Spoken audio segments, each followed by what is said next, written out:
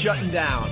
Shutting down for a while? I know what I'm doing on this damn radio show. I don't want anyone influencing me, so fuck you all. Shutting down. Now I don't read emails. I don't write you back. I just got to go with my instinct because these fuckers were getting to me. I'll be totally honest with you. I haven't checked my email in 8 months. Wow. And you know me. I used to be the guy at the old place. Like, I would spend hours. Thanks for listening to the program.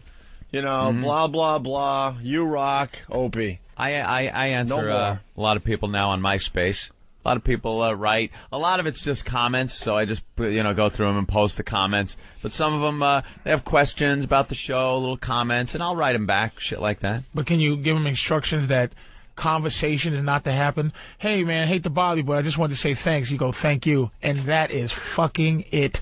Do not go, hey, dude, don't write again. I have to. Don't write again. Don't write again. Just one email per person. One. I'll give you a response. Yeah. Thanks.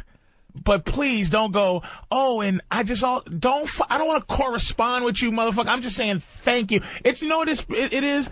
If motherfucker sent a letter to Humphrey Bogart and said, I loved you in Casablanca, and he goes, dear fan, nigga, don't send a response to the fucking response. It's over. That's all you get. Dear fan, I'm glad you liked my motion picture.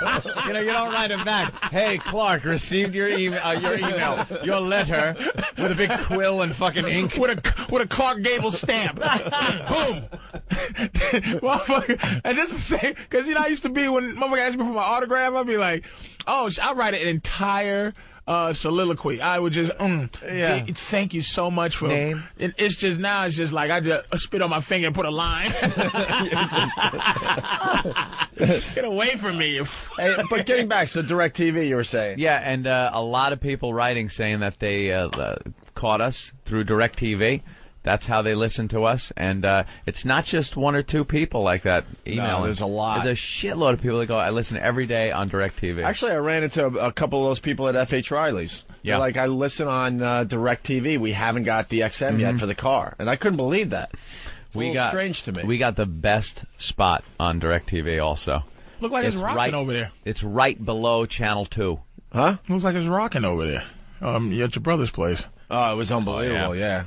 Just a party. It was unbelievable. DirecTV, we are right behind Channel 2. So if you're on Channel 2, you're watching your CSI or whatever it is, and you make a mistake and hit the down channel instead of the up channel, boom, Opie and Anthony show. Radio or television?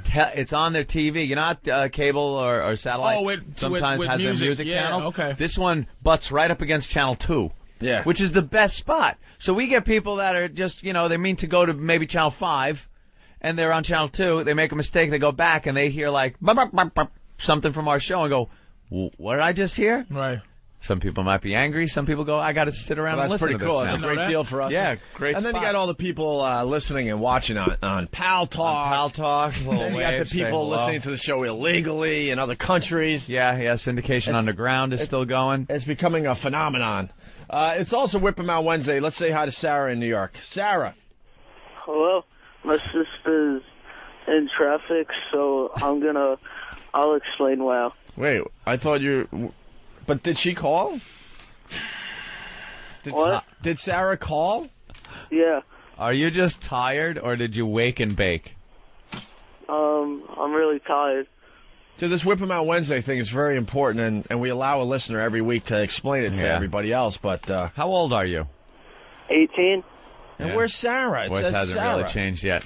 She's in traffic. So what, she called from the house and said, screw it, I got to go to work, and gave you the phone? Yeah. She doesn't have a cell phone? She does, but it just died. What a mess. Oh, my God. Well, here we go. Here's Sarah's brother to explain Whip 'em Out Wednesday. It is Whip It Out Wednesday. You could get a wow sticker. Whip 'em. Whip 'em out. Whip It Out Wednesday is something completely different that we don't condone. Yeah, Mancow stole our bid, and he turned it into Whip It Out Wednesday. Whip it out. So I guess he wanted to see cock in Where's Chicago. the cock? It's Whip 'em Out Wednesday, Sarah's brother. Continue. Okay. Whip Out Wednesday. So you get a sticker from opieandanthony.com, or you could make one. Just put it on your car, not a bandana. You see a girl, you honk and demand to see her boobs. No, that's not how it goes. He said demand. You have everything wrong, Sarah's brother. The beauty of Whip 'em Out Wednesday is you don't harass the women. You just have a wow in your car, and there's ladies out there that'll do it because they want to do it. You just drive. Take your titties out! Yeah. Right. You pull a gun on them. Yeah. Take out your fucking titties now! Secluded alleyway. You see the sticker, bitch? You want me to put this sticker over your mouth and rape and kill you? Now whip them out, bitch! You get your wow sticker from opieandanthony.com, or you send a self-addressed stamped envelope. The address is on the website. Look at me. I got to help you out. Sarah's brother. And then you just throw the wow on your car or write in the dirt or make a homemade wow sign, and then you just go about your life. That's it. It's the easiest promotion ever. You know, you're the first listener that screwed this up since we've gone to the listener explanation of wow on Wednesdays. I don't think he even knows.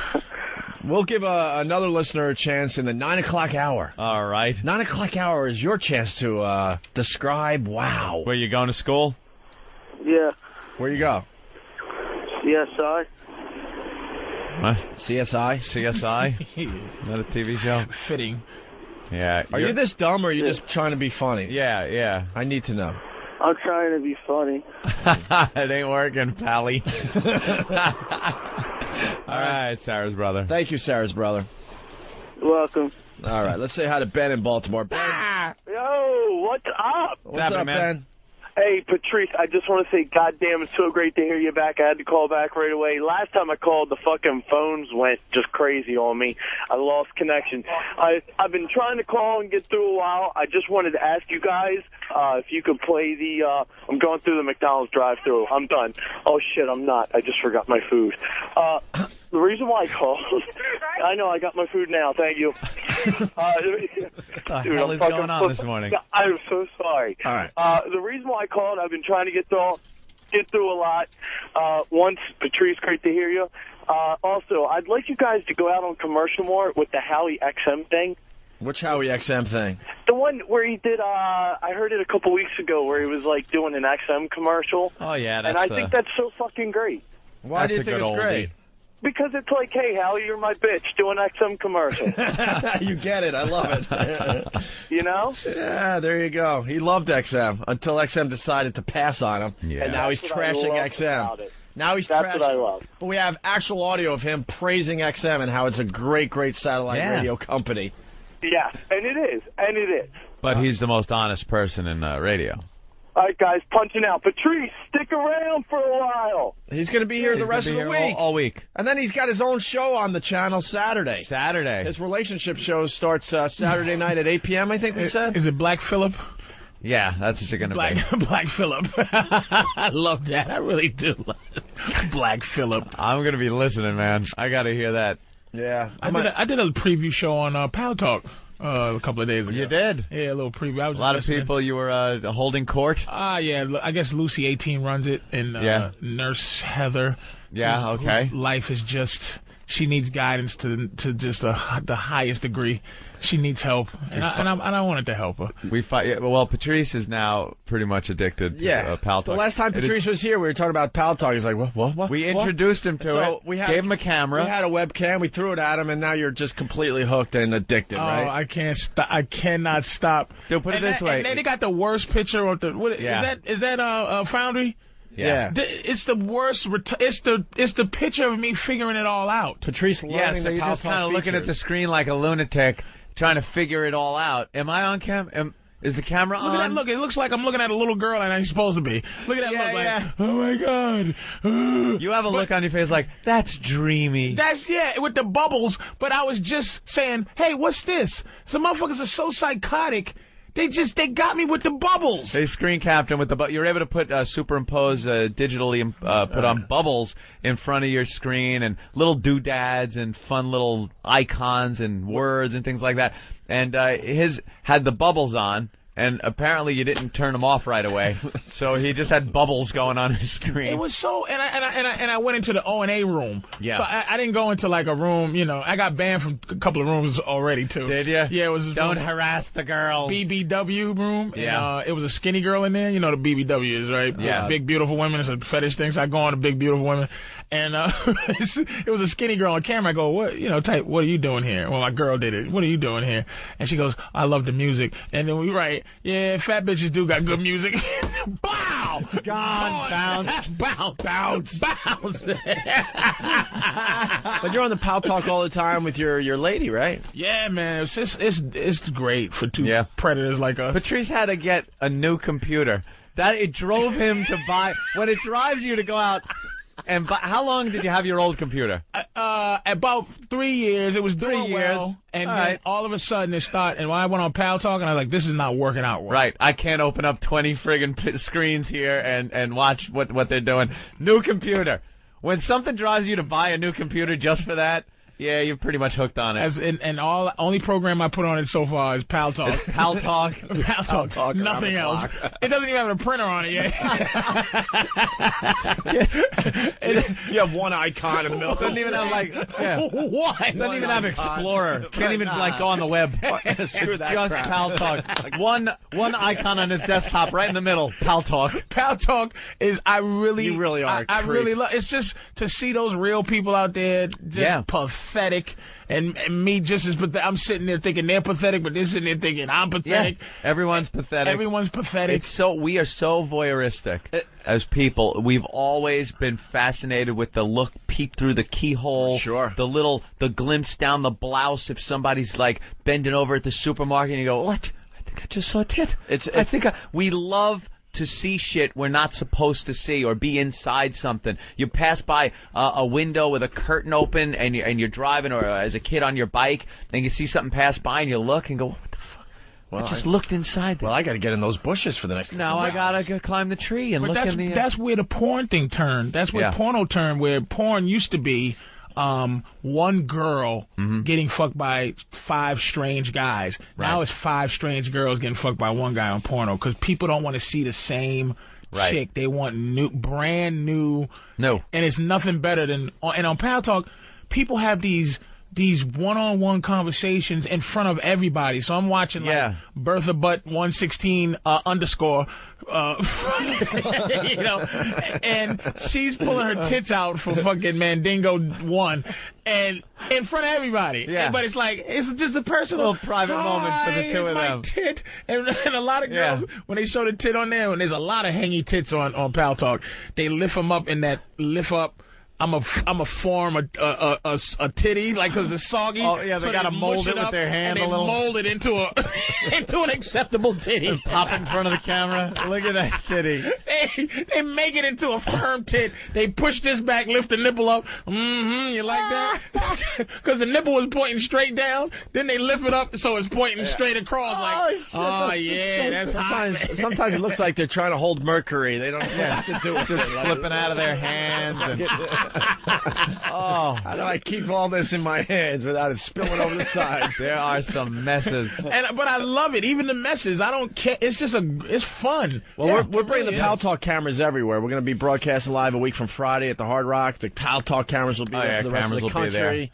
When we were at F.H. Riley's for late night karaoke, we had Pal Talk cameras. Pal Talk was there. They're on right now. What's weird, too, you look at a screen, you see, 12, 15 people listening to the show, and then you'll say a joke, and all of a sudden you'll see the whole screen start laughing. I mean, that is really creepy. Yeah. Well, because for the first time in radio, you could actually see the listeners as you're doing a radio show. Besides when you go out live, obviously. But. It's a weird culture, and they have no patience for a motherfucker who's new. Like, somebody sent me a circle smiley face wink with a tongue out. Bitch, what the fuck is a cirky? A yellow happy smiley tongue face. Thank you. What does that mean? I don't like the internet culture. I like this whole thing, but I want to have regular conversation, not this, hey, two lines is hey wink that's lonely. Nah, but it's all trying to hook up with some evil. Man, it's all heading that way though, where your life is so much more important online than it is in the real world. Well, yeah, it's happening with video games. It's happening with the Pal Talk. It's happening with I don't know, the MySpace accounts. I interact with a lot more people online than I do in real life. Yeah, that's not good though, dude. Y'all gotta stop that shit. But it's not going to stop. It's just going to grow. You watch, it's going to grow from here now. It's not going to stop. It's just going to get crazier. If I'm stuck, let's say I'm stuck at a party, right? And this asshole comes up to me and starts yapping. And yapping. I can't just you can't click on I can't click on the Xbox and click.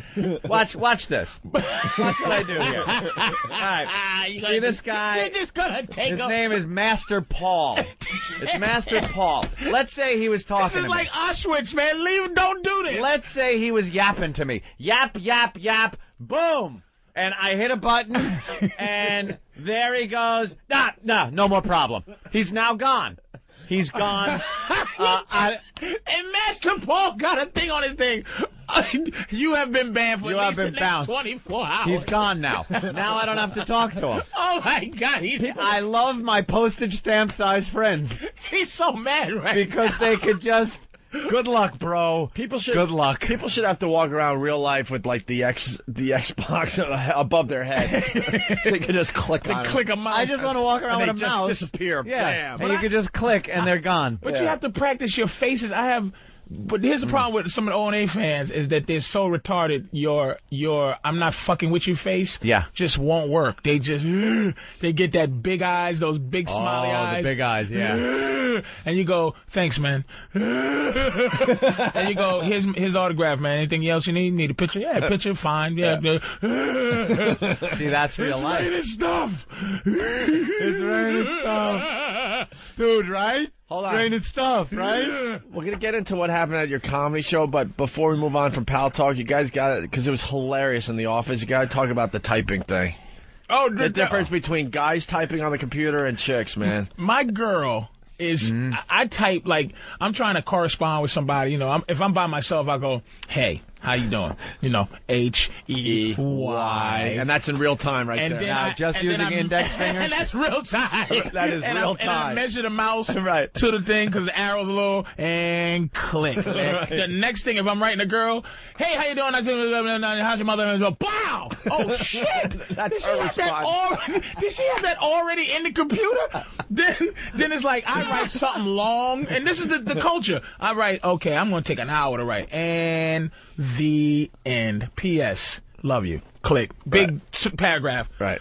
Boop. Smiley face. What, bitch? Give me back. I want an entire paragraph like I just wrote.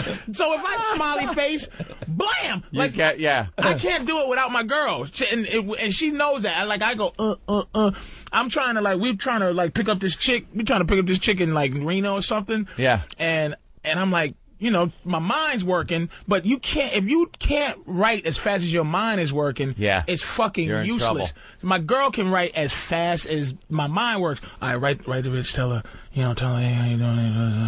How you doing? Bow! I'm like, oh, beautiful, baby. Yeah, we're in. Yes. Yes. Same thing. My girlfriend can type really quickly, doesn't have to look at the screen. Right. It's like, the fingers just move like, blub, blub. And it's sent, and it's gone, and it's out there, and it's like a huge, big, fat paragraph of text in there.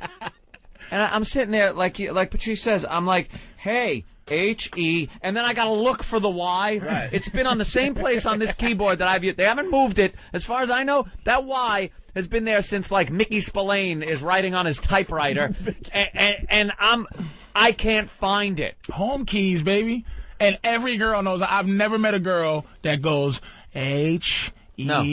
I've never met. All women paid attention in typing. You ever go to do caps and you actually cross your hand over the other hand to hit the shift on that side because your other finger is already on the letter you want to capitalize and you don't want to lose it? And you forget there's two shifts.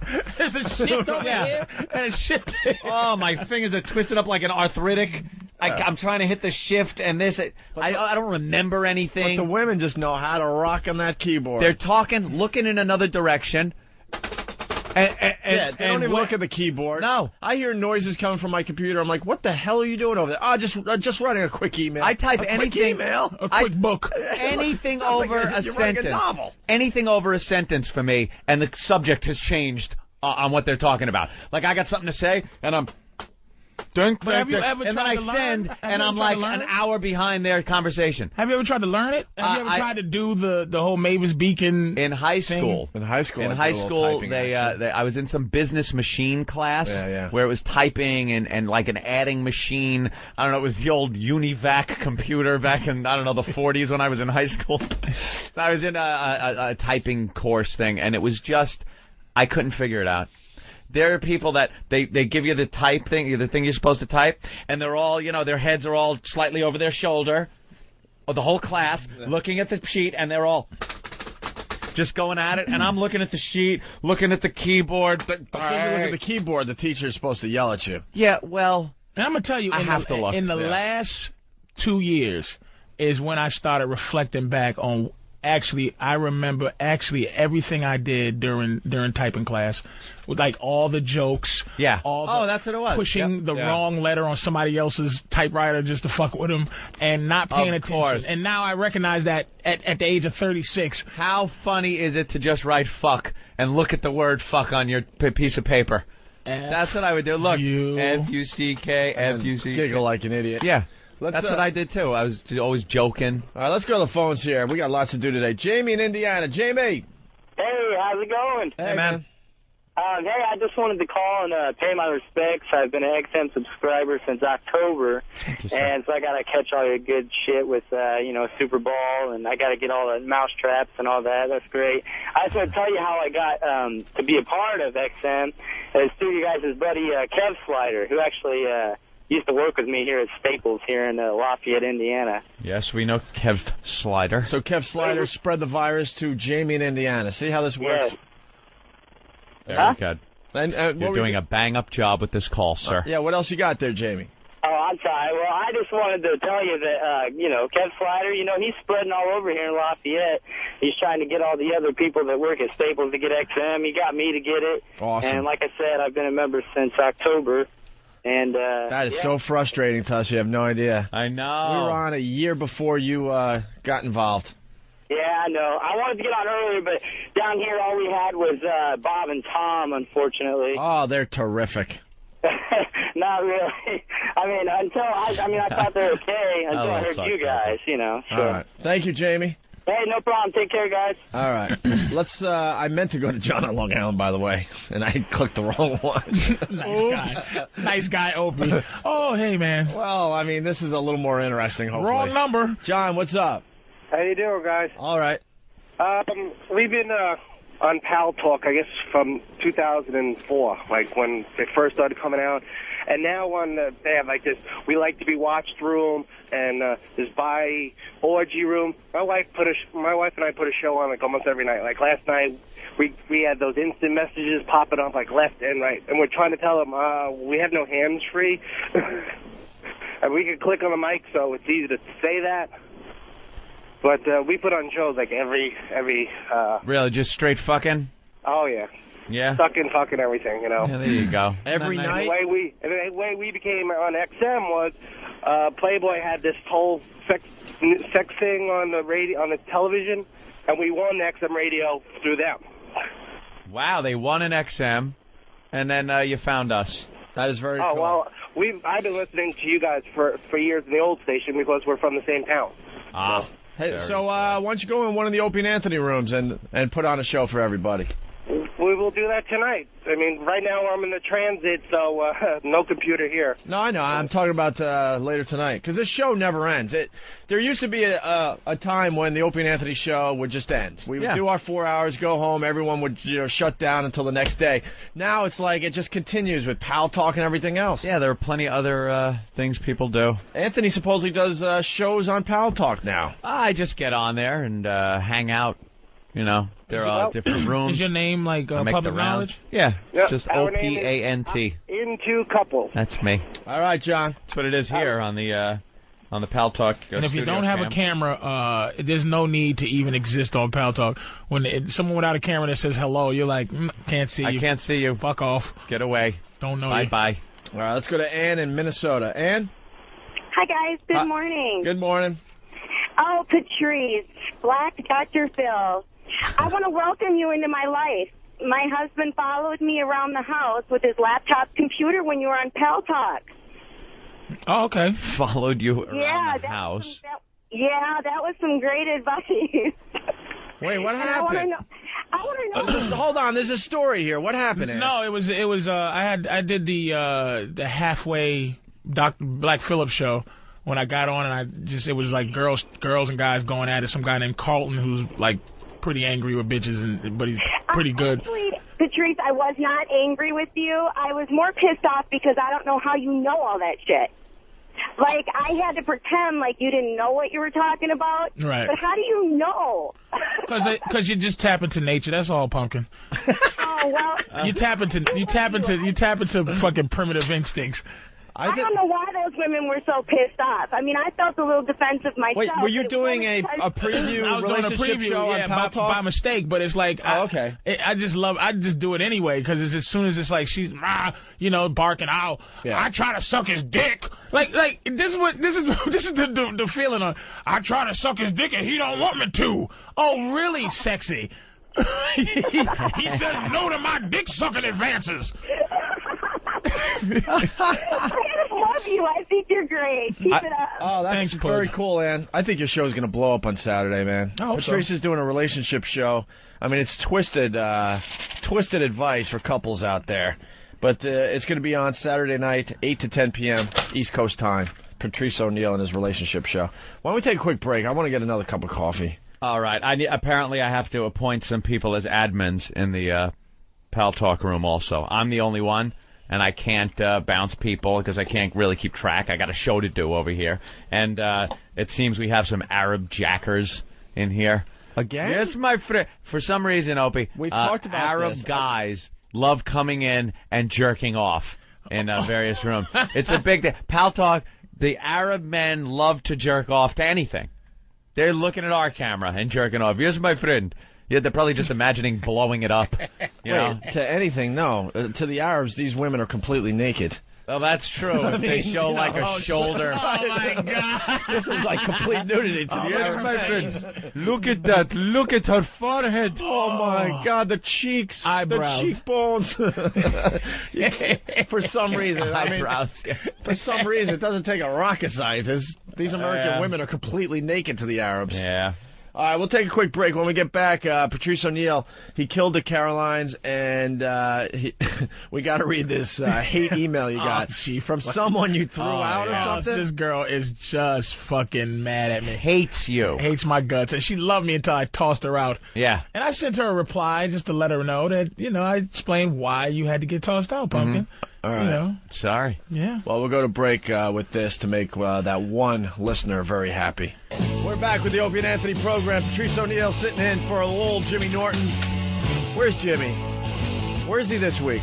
Aspen, Colorado, I think? Aspen. Oh, he's doing the Aspen thing. He's doing the comedy festival in Aspen. We were trying to broadcast from there, and that fell through.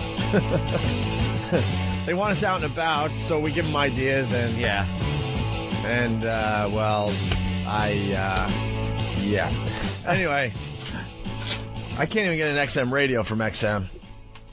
And there's people, it's time to upgrade my family with the new units and stuff. Right. They still got the old, I was going to say crap, but it's still working fine for them. But when you see all the latest radios that are you coming want out, the new stuff. Yeah, so now I got to upgrade my entire family, and I come from a big family, right? So I can't get a lot of radios from Washington. So I go right to Ziggy. I'm like, fuck it. Ziggy, get me a radio. My brother needs to upgrade. The source, yeah. So now I got to promote myradiostore.com. Myradiostore.com for all your XM needs. Mm-hmm. They get pissed off in Washington when we do this, but tough shit. Hey. I mean, if you want to send me a box of really nice radios and MiFi so I could upgrade my entire family, then I won't have to do this. Because I'm not paying for radios if I work for the company. Yeah. So Ziggy sent a couple radios to me, so I could upgrade the family. So I want to thank Ziggy. MyRadiostore.com, 866 I Need XM. And they got the pest gear. They got my brother's T-shirts that are selling like crazy. Hotcakes? I was going to say hotcakes. I saw that. And I stopped in mid-sentence because I'm that damn good. Hotcakes aren't selling that well. Actually, my brother's got a brand new T-shirt for our St. Patty's Day broadcast. I like the thematic T-shirt thing for the little events we do. And if you're not going to the broadcast of the Hard Rock Cafe a week from Friday, you can still get a T-shirt by going to myradiostore.com, right? Mm-hmm. Ziggy and the gang are great over there. Thank you very, very much. Job well done. All right, let's say hi to Erica in New Jersey. Erica. Hey, guys, what's going on? Hold on a minute. Yes? We're going to get right back to you. Okay. This is why we fucking hate radio guys. Neil in Vegas, go ahead.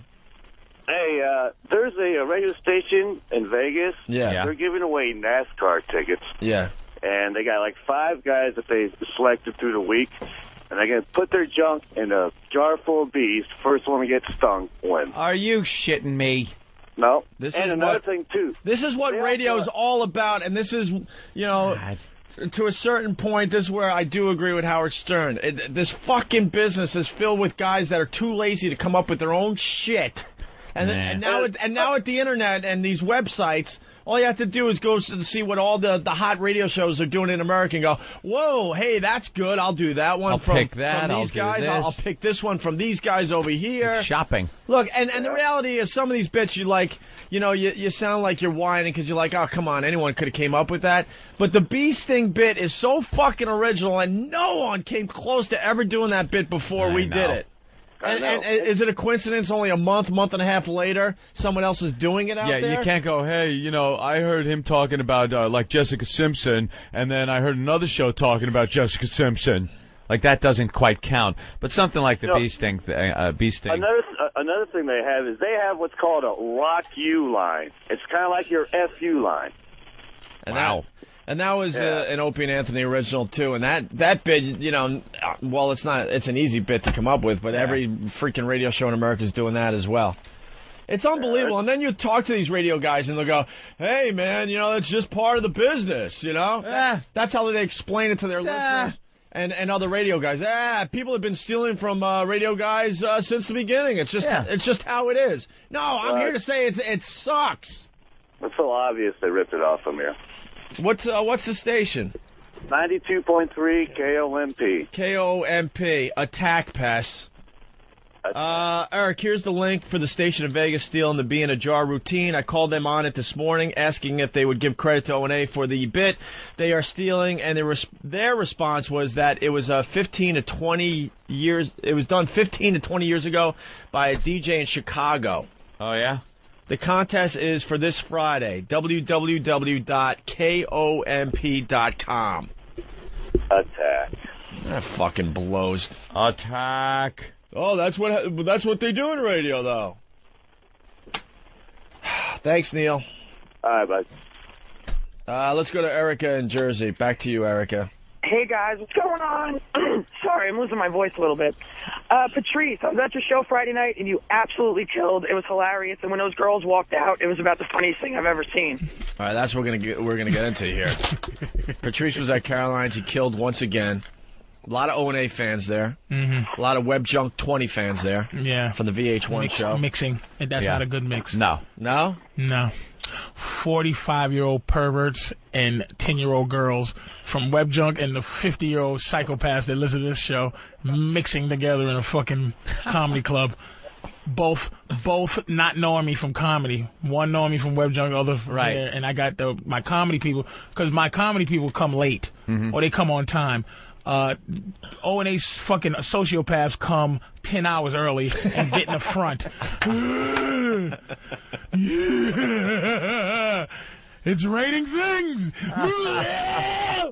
Thank you, man. I've been doing comedy for a little while. Let me just do this. And then you got the 10-year-old girls who go, this is not, this is not like Web Junk. I don't know. So I had 16-year-old girls coming in with the someone's gonna get killed and murdered clothes on at my fucking show. And I'm like, look, please go. I didn't ask him to get out because I'm not going to talk about anything that you know about, because then what happens is it starts to break down and they start to go, this ain't funny. Then they have a conversation in themselves. And then one girl, I said, sweetie, your skirt, everyone can see what you think is an ass or whatever, or some of your crotch.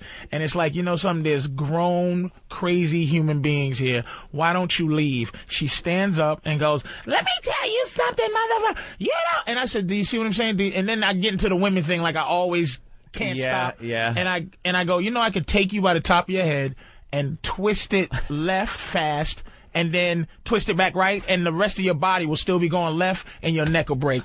And that's how you end up in a fucking crab basket in the bottom of the ocean in Aruba, because your fucking mouth. And they just got up and got horrified and left. And I was like, thank you for leaving. So I don't get in trouble for someone at this crowd, because it was that type of show. It was a bunch of hairy fucking middle-aged men just and excited. Hey, Patrice, it's raining stuff.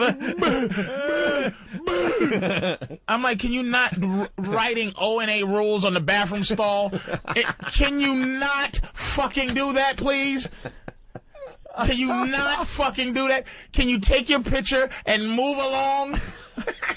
That's our listeners. We love them. That's them. Patrice, can I get another one? Sure, no problem, man. They will now support whatever you do. Thanks. It's good and bad. I appreciate it, you fucking I was telling Patrice in the office before the show, because he was discussing this. I go, we drove Brian Regan to drink. Brian Regan is the cleanest comic you'll ever see. Yeah. And people love Brian Regan, right? So back at NEW, we were just so massively huge in the New York area. Brian Regan blew up on our show. He was already blown up in the comedy world, but then he blew up with our listeners. They had to add like a fourth show at Caroline's one night. He was doing a 7 and 8:30, a 10:45, and like a 12:15 show or something. And people were just yelling out his act the entire night, where between shows he started doing shots with us. He was losing his mind because he couldn't control the crowd anymore. There was standing room only. The place was beyond packed. He's getting into these long-form bits, and all of a sudden, the big yellow one's the sun. And he's trying to be polite, like, I'll get to that. And then someone else is yelling another line from another bit, and they're all punchlines to his bits. And Regan's not a crowd worker guy. You know? Yeah, I like crowd work. It's very fun. I make examples in Philly when I was on the show for like 2 weeks straight, and Philly was packed. They came out. Yeah. But every show I had to make just a slight example. Example of some people, right. Hey, man. Hey, listen. Take your feet off the stage. You know, it'll be just one guy by himself leaning, and he actually gets on the stage to just and goes, and he starts whispering under his breath, it's cold out here. And I go, look, man, do me a favor. And I have to explain to the crowd, listen, everybody, there's a guy up here whispering things from the radio that I did. Now, I'm not going to throw you out because I like you, but I'm going to have you removed to the back of the room by yourself. You redistribute the crowd. You have to go you have to regulate these fucking psychos that come to your show. You know what? You're a smart man, because Brian Regan was too polite, and the crowd took over this time. This goes back a few years. It's different now. Like a fungus.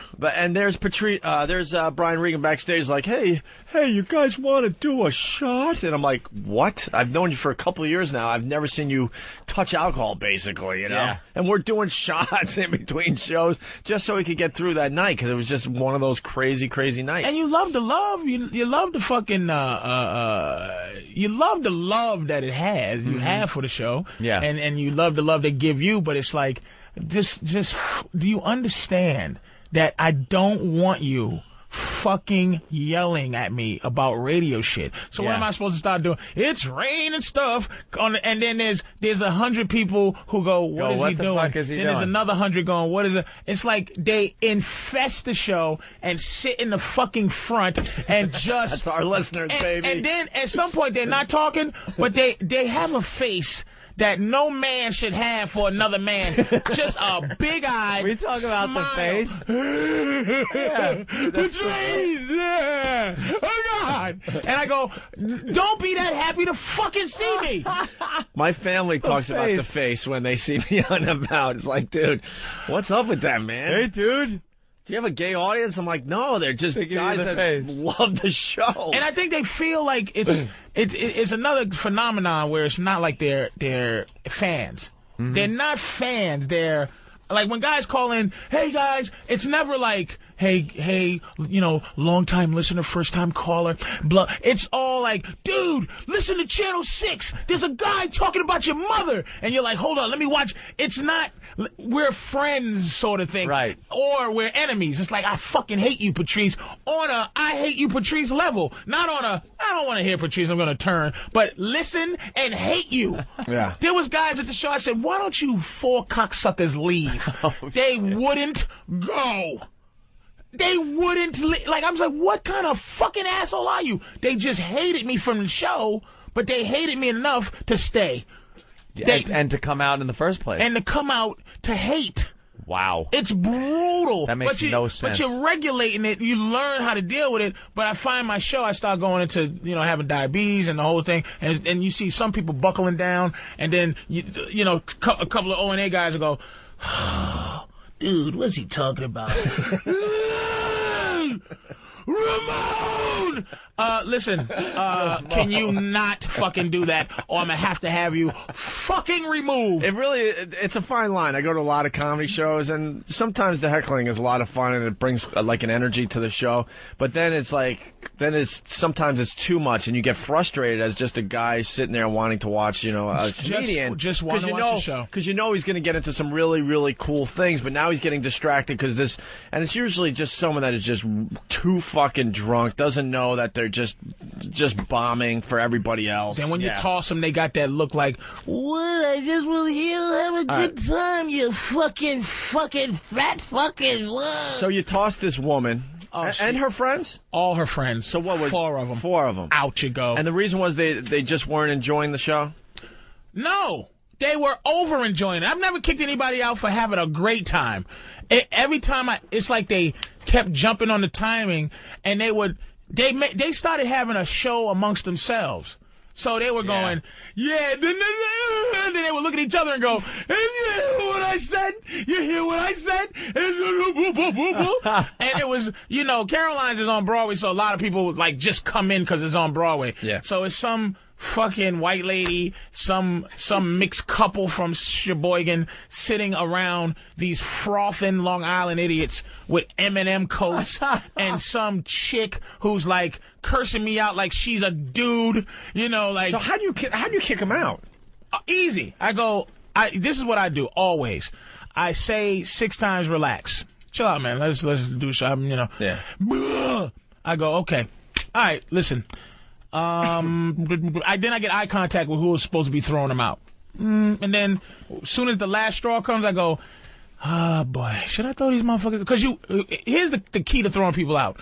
The crowd has to want those people to go. Uh-huh. You can't do it yourself because the crowd will go, this guy is a dictator. He's a fucking dick. But you have to kick him out. Guy paid to get in. Exactly. This guy They'll turn on you. So you have to get to the point where the crowd's like, oh, come on. Yeah. And I go, yeah, I think I have to get rid of them. Then when you throw them out. Yeah, get them out of here, please. Then they like you. But, hey, listen, and I always go, I'll pay for their drink. It was a fight in Philly because the guy goes, I go, pay for his drinks, get him the fuck out. Because this is the guy that yelled out the joke, hey, what do you call an Italian prostitute? Has nothing. This is where you have to throw him out. When me and you are talking about the price of oil, and if Opie comes in and goes, cheese, you go, listen, Opie, you have to go. So we're talking about something, and this guy goes, what's an Italian hooker? A prostitute! A prostitute! Oh, yo! What an awful joke. So I go, get him out and pay for his stuff that he drank. Yeah, sure. So his friends didn't leave. At the end of the show, they come up, and thank God Big Gab was there at the time. Oh, yeah, Because Gab came up, you know, ready to blast somebody in the head. No one's gonna fuck with him. So he goes, dude, you owe us money. To me. You owe us money because the guy you threw out, it was his birthday and he was paying for everybody. I said, I don't give a fuck. You should have left with him, you fucking idiot. Yeah. So we get into this fucking thing. He wants his money and it's like, man, get out of here. But then it's like I'm intimidating, but I'm a fat dude. I'm a big fat dude, but Gavin is a is a tanker. Yeah, yeah. And when he came up with that giant head and giant neck, the guy goes, dude, I just wanted the dude. He did the dude wiggle out dude thing. Isn't that great when you got friends like that could just walk over and diffuse the situation with their Gavin mere looks like size? he can beat up his whole crew. Yeah, I look like I can beat up a whole crew. Maybe get one guy in a headlock. Gavin looks like he can dispense of 3 quickly. Like it's 4 of y'all, and you got the biggest mouth, and Gavin goes blah blah blah to 3, dude. And this motherfucker's like,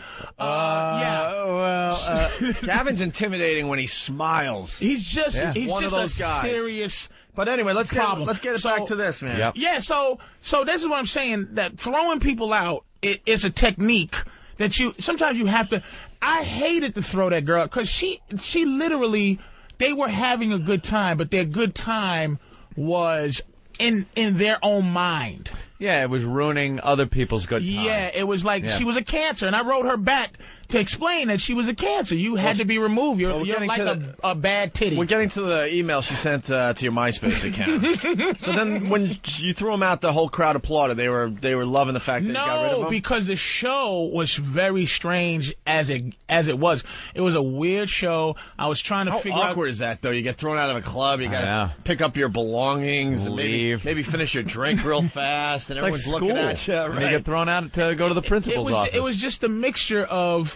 I'm learning this new mixture because it's people who aren't my fans. There's people who are fans of mine from one particular aspect, but not my comedy. So they come out, and I win new ones, but some of the ones that know me from the radio go, I don't like him. They don't like I don't want to hear this shit. Yeah, what the fuck are you talking about? Going to the hospital? Fucking shit. And then the web junk people are kids. So they come out and it's like, he's not talking about ice cream flavors. This isn't web junk. So they come together and it's an ugly mix, and I have to regulate. Let's go to James on Long Island. James? Yo! Hey. What's up, man? What's up? Yo, what's the matter? This guy's mad because I was a little funnier than him or something? That's the Eminem guy. You idiot. Right. You wasn't a little funnier, you fucking idiot. You was a bother. This is the guy from Philly? No, is this the Philly guy or the Caroline's guy? I'm from Philly. What the hell? Yeah, this is the... Hey, do you hear him?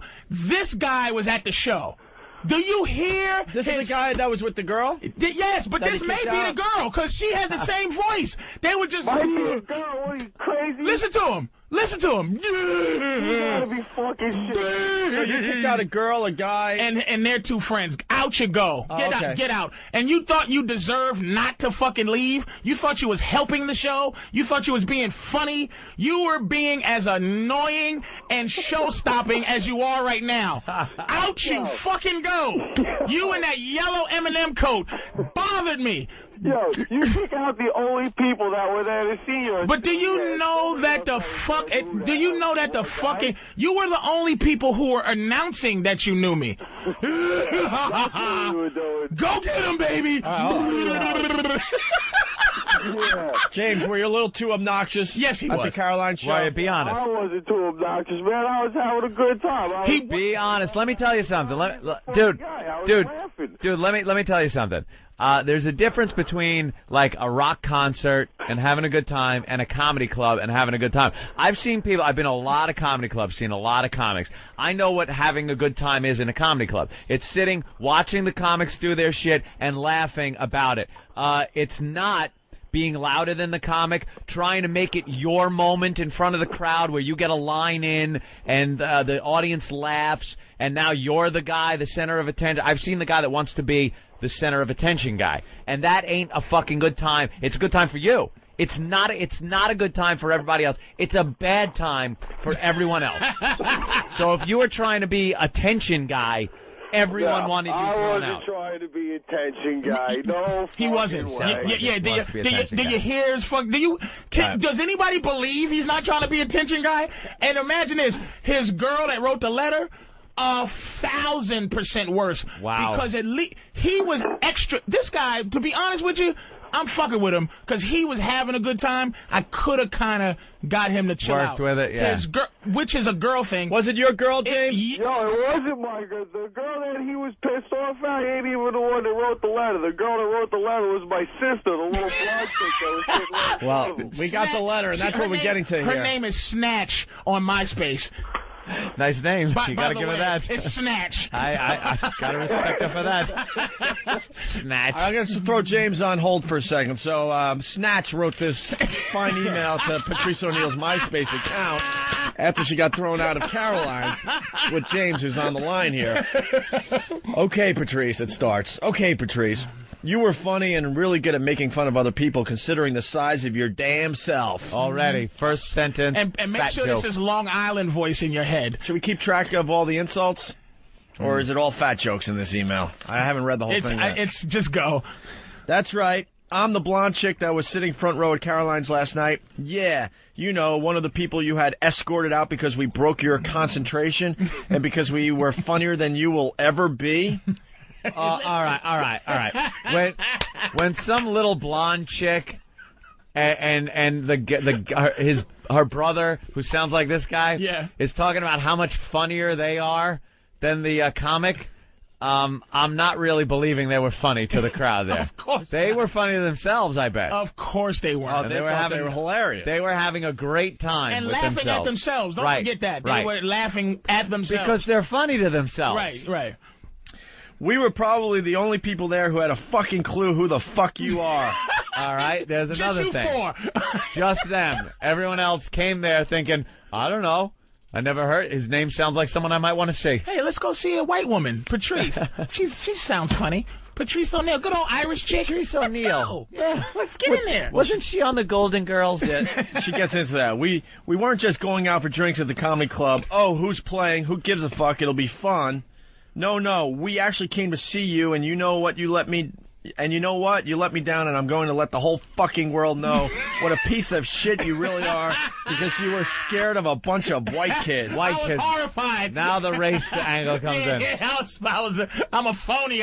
They horrified. The only thing, Patrice, the only white blonde girl Patrice would be afraid of is the one pointing finger and going, he's the guy that raped me. The rapist. That is the only time a white girl is going to scare Patrice. Miss, you left your hair on my coat. Can you take that, please? Yes. Could you take it off? I don't want it under my fingernail, so you grab it. You brushed against me on the train. Can you take you and your DNA? I walk around with Windex just to make sure my coat is clean. Patrice walks around with a CSI team just to make sure he's okay. No white woman DNA on you. Wait, let me make sure no white woman spit on me. Oh, there you go.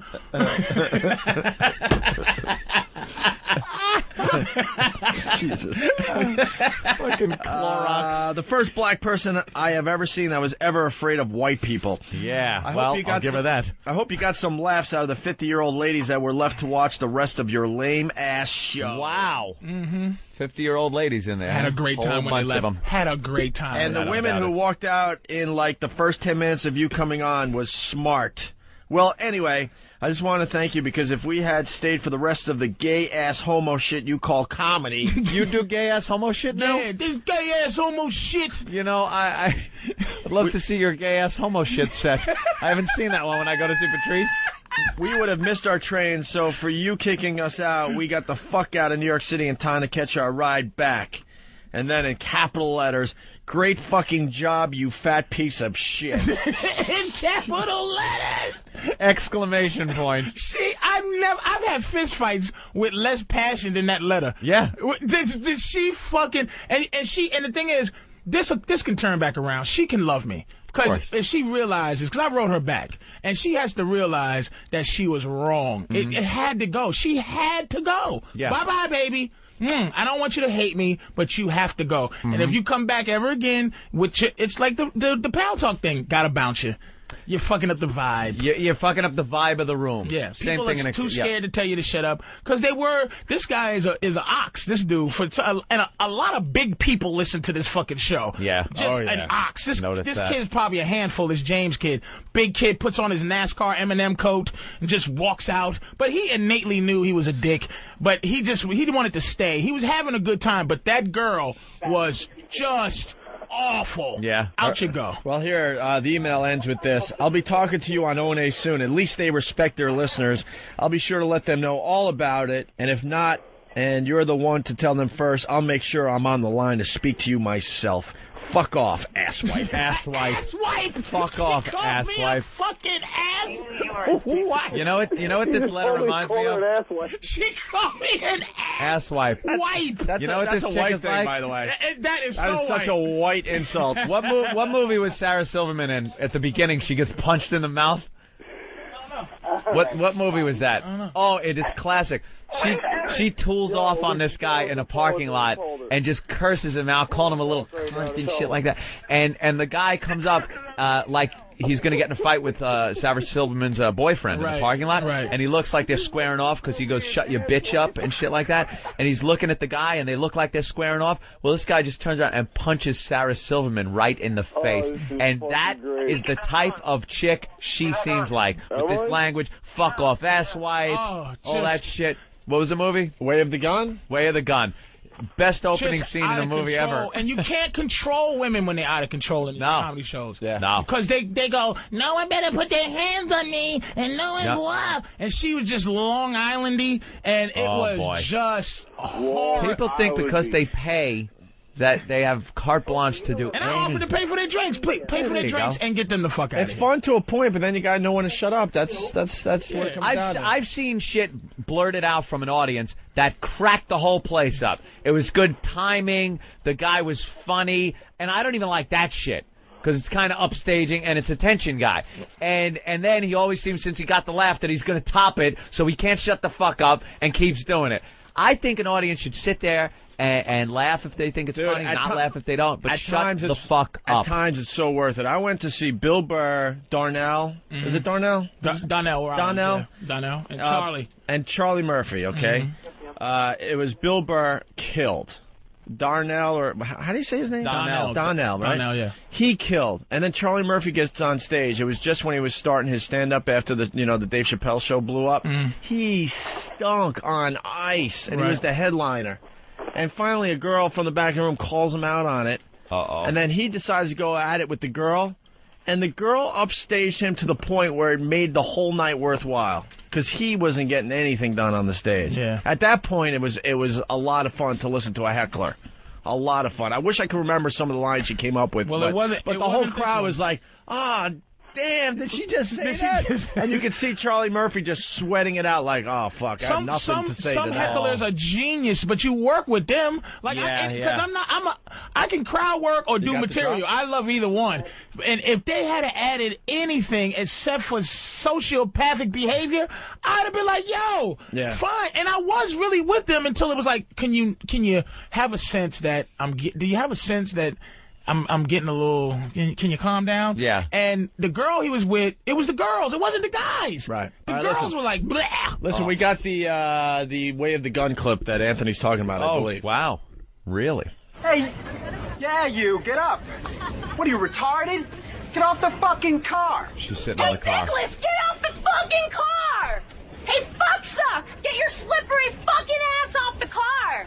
Listen to me! Get off the fucking car with your fucking ass! Shut that cunt's mouth or I'll come over there and start her head. You're gonna wish you never fucking got up this morning, asshole, because my boyfriend's gonna fuck you up. And then after that, while he's fucking up your fucking gay uncle over there, I'm gonna fucking cut off your cock and mail it to your mother, you fucking faggot bitch.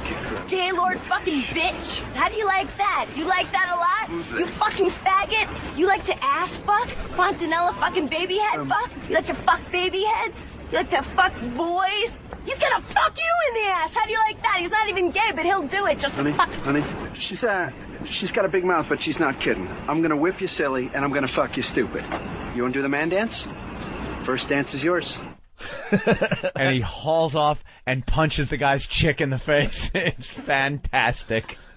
So, James, that seems to be like Snatch. And did you like hear, that chick we're in Snatch? Snatch, James. We need Snatch on the phone today. Did you hear what he did? How it went down a little bit? Why he went? Oh boy, because he has been in that situation. Yep. So because I said to her, listen, can you shut your face? And I look at him and he goes, oh, dude, don't. He has to defend her fucking mouth every single time they go out. That's why he's like, oh, they man. want you on the phone. Hey, James. 1-866-WOW-1-WOW. Who's that? Yeah. I guess he's on the phone with Are you on the Snatch. phone with Snatch, James? She's calling right now. She's at work. All right. Everyone, please do not call the show right now. Yeah, don't be stupid. If you're trying to call the show right now, just hang up so we can get Snatch on immediately. We need Snatch. We need Snatch. We need the Snatch on the phone. Where's Snatch? We're looking for Snatch. We're looking for Snatch. We're looking for Snatch. Come on, Snatch. We got Aaron. We got Darren. People calling when we beg them not to call. Thanks. Yeah, I'm calling. What's up, man? Thanks. Let me ask Darren why he's calling. Darren. Yeah. Why are you calling the show? Yeah, I was listening to the show, and I was hearing Patrice talking about how he's fat and out of shape and stuff like that. Yeah. Man, I got to tell you, I bounce at clubs in Manhattan, and I work with this guy named Leo, and he's like 5'8", and he's kind of... All right, let's say hi to... Holy let's shit, say hi to... just go babble, Aaron. babble. Hello. Are you known as Snatch? Yes, I am. Here she is, Does that Patrice. sound like her? We just read your... Of course it does. You hear her with a deep in-and-out girl voice, and she's like, yeah. You live in Coram, huh? It was a No, I big night out. Big night out in the city, was it? I just woke up, man. Shut up. From where? Where'd you live before? Where did I live? Shirley? Oh, that's not even fucking cool. Fucking, where'd you live, Mastic? You know what's great about this? You finally get to talk to someone that is hiding behind their computer. Here they are. Here they are. They were so brave with their email to Patrice. Now, Aaron. Here we go, Aaron. You moved to Coram. I will say, No, Aaron. I live in Coram. I have lived in Coram all of my life. You sound it. Jesus. That's okay. I just wanted to let her know that out of any, I've had hate mail my entire career. Of course. This may rank up with the top 3 greatest hate Wow, congratulations, Aaron. That's pretty good. Now, why would you write something so scathing, full of personal insults, racial slurs? You called him an asswipe. That's asswipe. That's the one that hurts, man. The capital letters, great fucking job, you fat piece of shit. And I wrote you back there, Pumpkin. I hope you got that I one. know, I already got it. All right, you guys are getting a little relationship going. I like it. She was so... You're going to turn her around, bro. It was passion because she was just hurt. But it's like, sweetie, I have to let you know. And evidently, it wasn't this girl who wrote it. Wasn't the girl who had them thrown out. Wow. I'm not her. Well, where is she? I think you guys should call her up. Where is she? He's at home probably right sitting now. home right now listening. Do you know her? Yeah. Or because sometimes you just get sat next to some people at comedy clubs and they're assholes and you got to turn around and eat your own. You got to turn around to the table and go, look, shut the fuck up. They were together. It was all us. But the ones on the left weren't. It was just that one girl whoever she is. But the dude here, James, he had to get up and he had to defend her honor. And I'm like, dude, you don't have to do this. And then I said, you know what? Matter of fact, if I'm lying, let me know. I said, sweetie, you go. Now, you three can stay. Wait a minute. You three can stay, but this bitch got to get the fuck out. Yo, she is a really cool chick. You have no clue. She just got out of the Army, okay? Exactly. Oh, boy. And when I wrote, you must have just got... I thought I was writing the other one and not... I thought Snatch was the other one. I wrote, I don't know what the fuck was wrong with you. Maybe it was your birthday or you just got a women's prison. Same thing. But it's fucking the Army. Yeah, some kind of institutionalized All right, hold on. Let's living. let Aaron talk a little bit here. So, Aaron, What's up? are you still pissed off at Patrice O'Neal? Yo, I'm just mad that they kicked us out for no reason. They could have at least just moved us so we were out of his face or something. But Why couldn't you just sit and enjoy the show? That's what I never understand. We were having a good time until he kicked her out. No. Your good time was interfering with the rest of the club's good time. And how many beers did you have on the Long Island Railroad on the way in? Yeah, any drinking on the train? Up you. I used to do that all the time. We used to go into concerts. We're Long Island guys. We'd go to Madison Square Garden for the concerts, and you get fucked up before you even got to the show. Absolutely. It's a long ride on the Long Island Railroad. That's all right. What's Coram? The Port Jeff line? Yes. Yeah, of course it is. Ronkonkoma line. Oh, Ronkonkoma. Oh, my God. Even better. This is such a white trash conversation. Well, it makes me sick. I really didn't want them to go. It had to go. Dude, they were on the White Trash Express. Yeah, That's the White Trash Express, the Ronkonkoma line. Ronkonkoma. With NASCAR sponsors on the side of the train. Home of the daytime strip clubs. a picture of Jeff Gordon on the bunch of 8s and 3s. Lots of 8s and 3s. Listen, I really hated to do that because they were having a good time, but it was just they had to go. Ron Conkov, I love the people that decide the 5-mile drive to the ocean's too far. I'm going to bathe in this fucking polluted lake. Wonderful. All right, wait, we got another one of the girls. James, I'm going to throw you on hold. Here's the gangster right here. This is it right here. Ann. Hello. Were you the one that was acting up at Patrice's show? Yep, and I ate white trash. Actually, I'm from Brooklyn, so that's where you get the dude from in me. Oh, she walked out. I've never seen shoulders. She had a Tyson walk. Oh, wow. Wait, let Ann talk. Go ahead, Ann. Yeah, so you kicked us out. You could have told us to be quiet, you know, you didn't say nothing. You say, he's on drugs. He's okay. She's being disruptive. Get her out of here. She's weird. All right. What's with that? I didn't tell you to shut up 85 times, Ann. No, you didn't. Well, how many, 84? What you supposed to shut up when? I said you talking about raping the chick or Botoxing the Chinese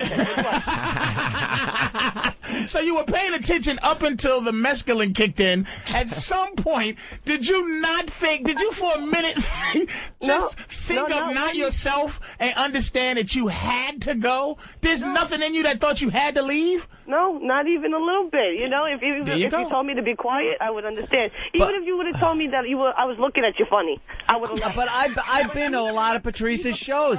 If someone's fucking with him, he will say, "Shut the fuck up." Yeah. Shut up. He doesn't just kick people out first thing. I don't. I have never seen Patrice just go out of nowhere. Because wouldn't the crowd be a little confused if Patrice just started like throwing people? Hey, you, throw them out. When they left. The show changed for the better, but I'm going to tell you right now, because I don't want to get back and forth with these sociopaths, I'll give them another chance. Next time I'm in, you will... Shut up. The next time you come, I'm going to give you free tickets, complete, what you call it? Comp. Complete. Free drinks, free food, on me, free entrance. Wow, look at this. And You seriously, don't need it. because... You can afford it. All right, listen, who's Chris? Here you go. Now, Patrice, do you hear I am hearing how three of them are like, okay, and there's one asshole named Ann that won't go because she got pride, you fucking idiot. Hold on, we got the fourth person now that was at the show. Were you guys at the show with Chris? No, I don't remember no Chris. Oh, No. he's from Quorum, though. He's a dick. Hold on, this is another. Hold on. Chris from Quorum's on the phone. Chris. It's Chris from Quorum. No, I wasn't at the show. All right. But, you know. Defending Quorum? My knee-jerk reaction was to get pissed because you said Quorum was white trash. But let me explain something to you. Quorum has a very large black population called Gordon Heights. Quorum has a very large black population. Yeah, Gordon Heights. They make it sound all fancy schmancy. I'm from Gordon Heights. Who gives a shit? When you look in the real estate section, it says Quorum North, so that people know it ain't Gordon Heights. Okay, you made your point, Quorum, you know, okay. Neighborhood, whatever. It's not like They're turning on each other. Yeah. Fucking real estate agents going at it. All right, Chris, anything else? No, that's it, boys. Have a good one. All right. He's defending Quorum, I guess. All right, I don't even know So what now we got is. Ann and Ern back on the line. So you're going to give them... so you guys going to go to the next Patrice O'Neill show? Yo, I'll go as long as he doesn't go and kick me out again, man. That's so fine. wrong. Just don't. Or at least this time for a reasonable reason. Yeah, don't. We should have them come into the studio and heckle us while you're on the radio show. Just start heckling. We have them in the corner drinking and see. We ought to do that to see what it's like and see, because I agree with Patrice here. If we sat you in the studio and told you, look, just watch the show, enjoy yourself, maybe gave him a couple of drinks, and saw what happened, and had it live on the air, I think we would have a better understanding. Like, we'd be trying to do our show and just, dude, what the fuck, man? What the remote? All right, let's hear from Ann before we get out of here. Ann? Yeah. Ann? What's up? Anything else you want to add to this? No, he was a good comedian. I'm not going to knock him. I watched him on TV, seen him on Comedy Central. He's a good comedian.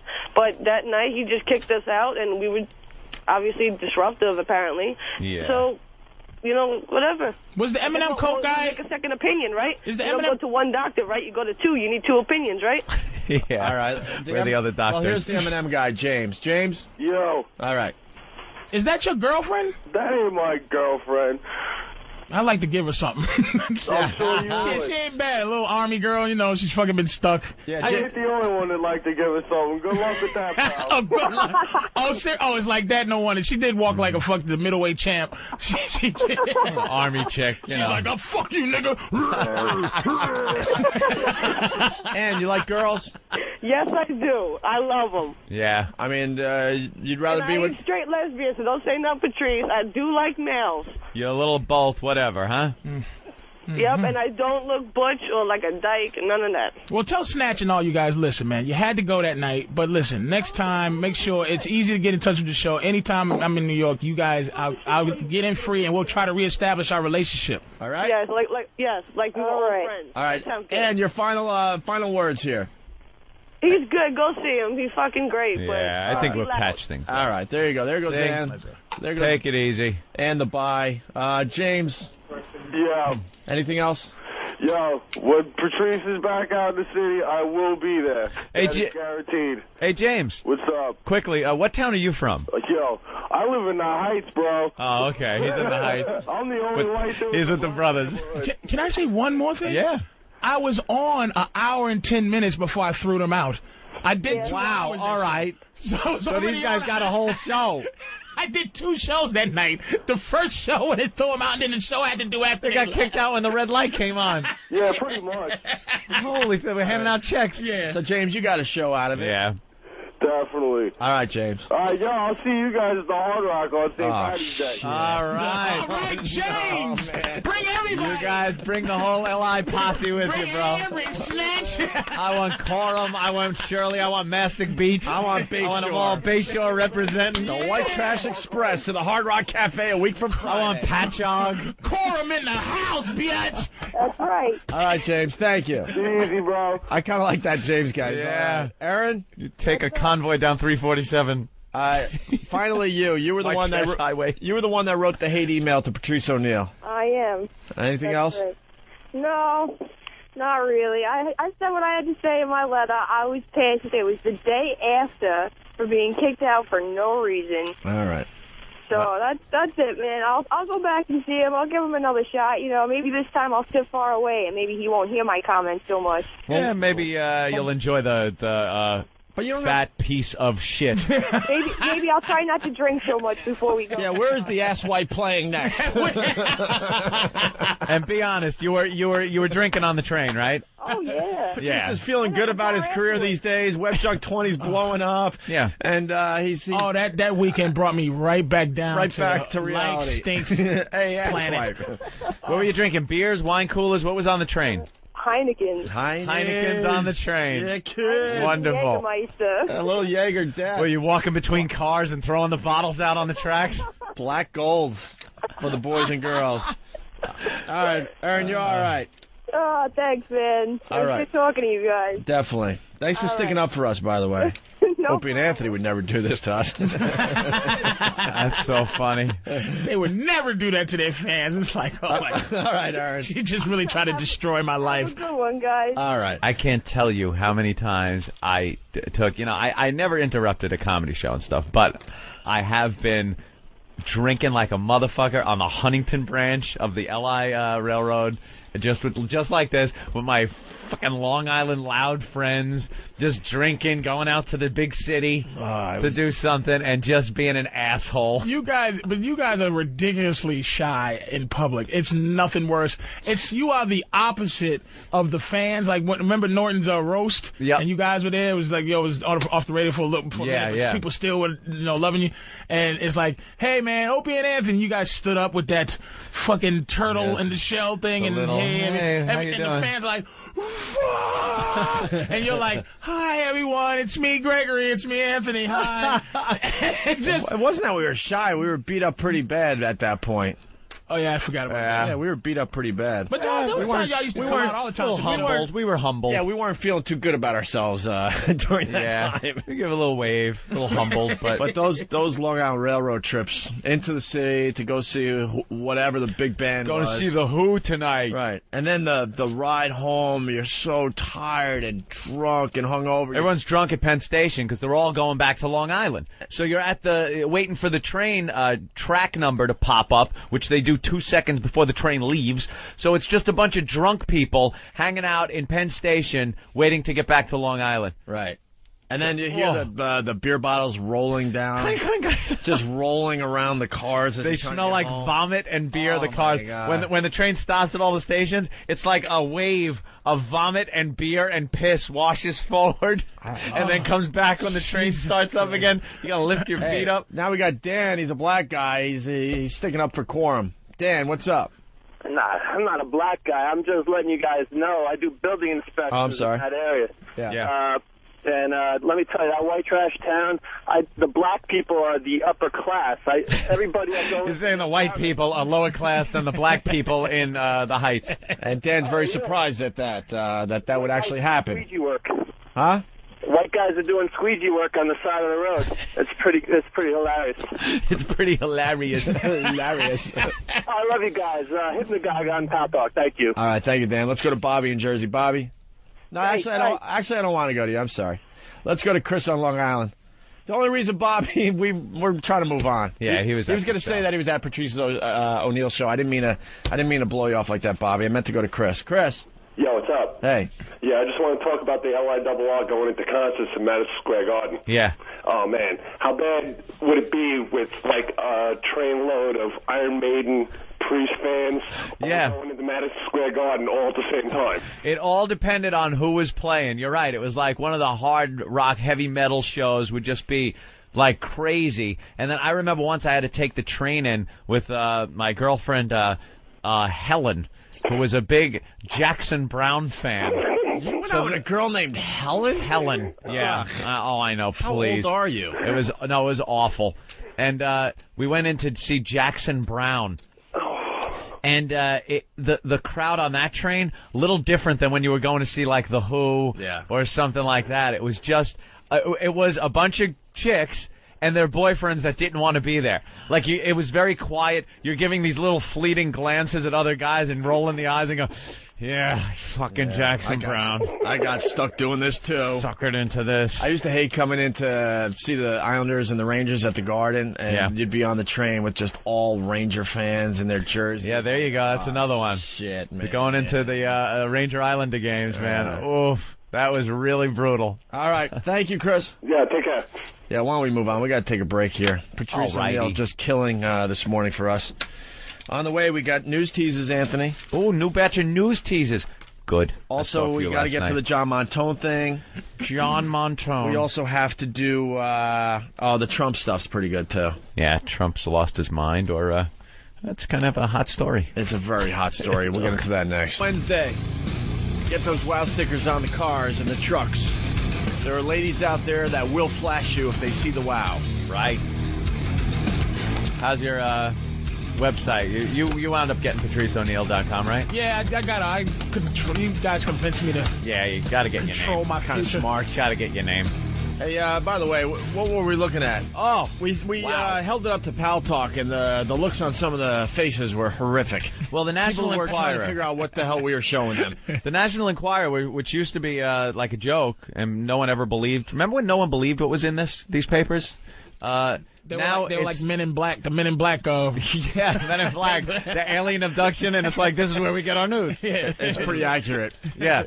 This now is the paper that only tells the truth about celebrities. Like, you won't see anything printed badly about celebrities for the most part. But now, the Enquirer is the truth. And they have got a section in here on this issue where it's celebrities looking bad. Extreme celebrity flaws. That's what it's called. And it's it's horrid pictures of celebrities, and they're showing their faults. Oof. Courtney Cox and her Dumbo ears. Lindsay Lohan, this picture's been on the web, making the web. It's her with her back slightly turned, looking very bony and anorexic, and she's got a hairy back. She's got a hairy back? Yeah, a lot of hair, a lot of freckles, and the side of her titty is showing. They got Angelina Jolie just walking down the street. There's nothing wrong with Angelina Jolie. There's something horribly You would wrong. never think anything bad. She's just walking down the street. What could they find? Well, they have an extreme close-up of her hand, and there's veins. Let me see. Now, when you're walking with your hands down, you know, your veins are going to pop out a little. Wait, but the caption is bony fingers. Bony fingers, veiny hands. And they do look like she was just like washes her hand in formaldehyde. Yeah. The captions are great. Is she auditioning for an E.T. sequel? Those fingers are way creepy. Ouch. Way creepy. They're not that bad. No. They're horrendous. I mean, if they have to get a extreme focus on her hand to find something wrong with her, I think she's doing okay. Well, the corpse bride. What else you got? If it's celebrity flaws issue, you got to have big celebrities like Angelina. So they find anything they can. Star Jones. They have her since she lost so much weight. They have her with this sweeping neckline on a dress she's wearing. And it says, Star Jones, next time, Droopy, please wear a bra. But they show her tits? They show her tits. They could be the worst tits ever. They are completely flattened out. Completely flat. And they're laying on what I guess used to be her gut. And now that she's lost some weight, now they're just flapped down flat. But where her cleavage should be, because there's such flapjacky things, there's like a cut. There's a line, almost like a scar, stretch mark, cut thing going on. I don't know what that is. I don't want to know. It is so heinous. And she's smiling, just showing this. And how about the lovely Katie Holmes? Yeah, we talked about Katie Holmes. She gets the swamp mouth there. As Mrs. Tom Cruise, she shouldn't have scabby lips. Oh. And there they are, scabby lips. They have Rosie O'Donnell with some complexion issues. Halle Berry, a huge picture of her head in close-up as she's talking, with a booger up her nose. That's sexy. It is so heinous to look at. Look at the Halle Berry booger. There it is. Halle's booger. The Halle booger. That's Halle's. That's Halle booger. Flaking, man. Then they have bad hair section where they got Sybil Shepherd with curlers in her hair looking like she's chasing kids off her lawn. Prince William going bald. Gwen Stefani with her blue like pixie hair, but that's, she could walk around like that. She's Gwen Stefani. Ted Danson completely bald. Then John Travolta. Wait, Prince William going bald? Yeah. Prince William's got like a horseshoe thing going on. Oh, he got that peninsula. His father was like bald at 15. Oh, damn. That is a curse for a good-looking white kid. That's done in a year. Yeah, the Prince William hair is really horseshoeing. 20 years old, 21 years old? He's a young guy. Then John Travolta. Now, he said at the Oscars his head looked a little weird, like they had just packed hair on there, like a chia hair kind of thing. And they have an ultra close-up of his hairline by his temple, and you can see gauze blended in to the color of his skin with makeup and hair put into that. So he's obviously got some kind of hair system, like a hair club type system. Let me see that too. Yeah, look at that right there. They have one picture of him further away, and then the close-up. Get the fuck out. Dude, it's like makeup-colored gauze This is over his head. unbelievable that they would do They are this. exposing all these motherfuckers. The special You Got Big Eyes issue. Yeah. We rarely promote this shit, but you got to pick this one up. This is pretty damn good. This is a good one. And then you got the ultimate. Are you to the ultimate picture yet? That was the picture we showed Pal Talk, and they were creeped out. I didn't even look at this. This is a bunch of chicks without makeup on. Yeah. So they're showing that. Some of them, like Jessica Simpson, they show her with makeup with the big doe eyes and everything, and that's fine. And then without makeup, she just looks like, fresh-faced girl. What's the problem? Look at Lopez. Look at J-Lo. Yeah, J-Lo needs a little eye makeup there. Why? She definitely does. Look, she's kind of... That's Jenny from the block. Yeah. That's Jenny from the block. Right there. That's Jenny from the stoop. Beyonce. It's just all of them without their makeup on. And then on the back page, we got Fergie from Black Eyed Peas, and she seems to have peed herself. Yeah, they've discussed that one on VH1 on one of those clip shows. Yeah, one of those fucking clip shows on VH1. Web something. There's one called Web Junk 10, hosted by somebody else.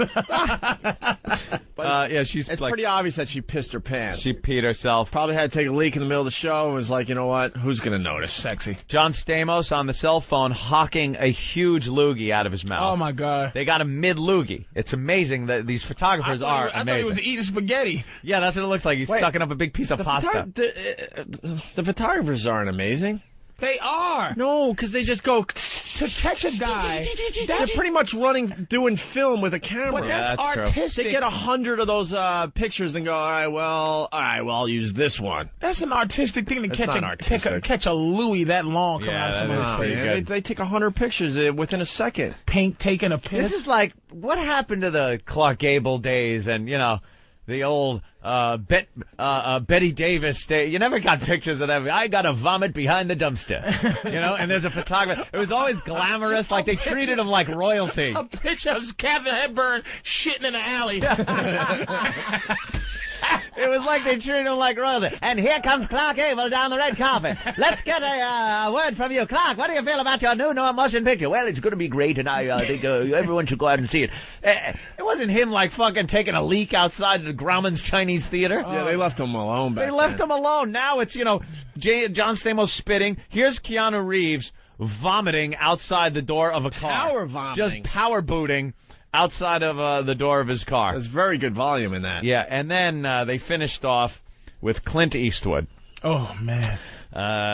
He's in his swim trunks that are, like, pulled up to the mid-gut. He's just... how old is this guy now? He has to be 75. Yeah, I would say 75. His left leg seems to be a normal elderly gentleman's leg. His right leg is an elephant man leg. It's really scary. There are things going on. I guess it's exploded varicose veins that are just squirming their way and building up lumps and bumps. It's like a relief map of Mars or something. I think he's got worms living in his leg. It looks like there's worms under there, right? They're digging their way out. There is a worm. It's like across his kneecap is a python. Yeah, look there at is that. something going on there where he's got some issues. Clint is 75. Good job. 75. And then they got Pink. What's she doing? Taking a leak? Mm-hmm. Well, you know Just what? Pulling her skirt up and pissing. Let E-Rock. Here's Katharine Hepburn taking a leak. E-Rock, show the camera all the good ones. We'll show the Pal Talk camera all the good ones Katharine Hepburn as we continue with the show. Just in case you don't feel like going to the newsstand and get Let's take a look. Joan Crawford has the crabs. Joan, can we get a picture of your crabs? This is wonderful. Look here as Cary Grant vomits outside the Brown Derby, where he has just had the sirloin steak. Wonderful. What happened to Humphrey Bogart? You got a picture of him? Now getting out of his limousine is Humphrey Bogart with the beautiful Lauren Bacall. Oh, pussy shot. Look as she gets out. We're looking up her skirt. Wow, that's a lot of hair. Hanging out with the nigga that played the piano in Casablanca. What? Shave it again, Lauren.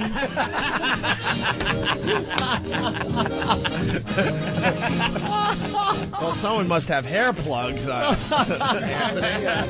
They treated him like royalty back then. Can you believe it? Was always about, how about a few words for our listeners out there? It's wonderful. I hope you see my motion picture. There you have it, folks. And people were satisfied. And now they want fucking... And the clicking camera, you can hear clicking. Yeah.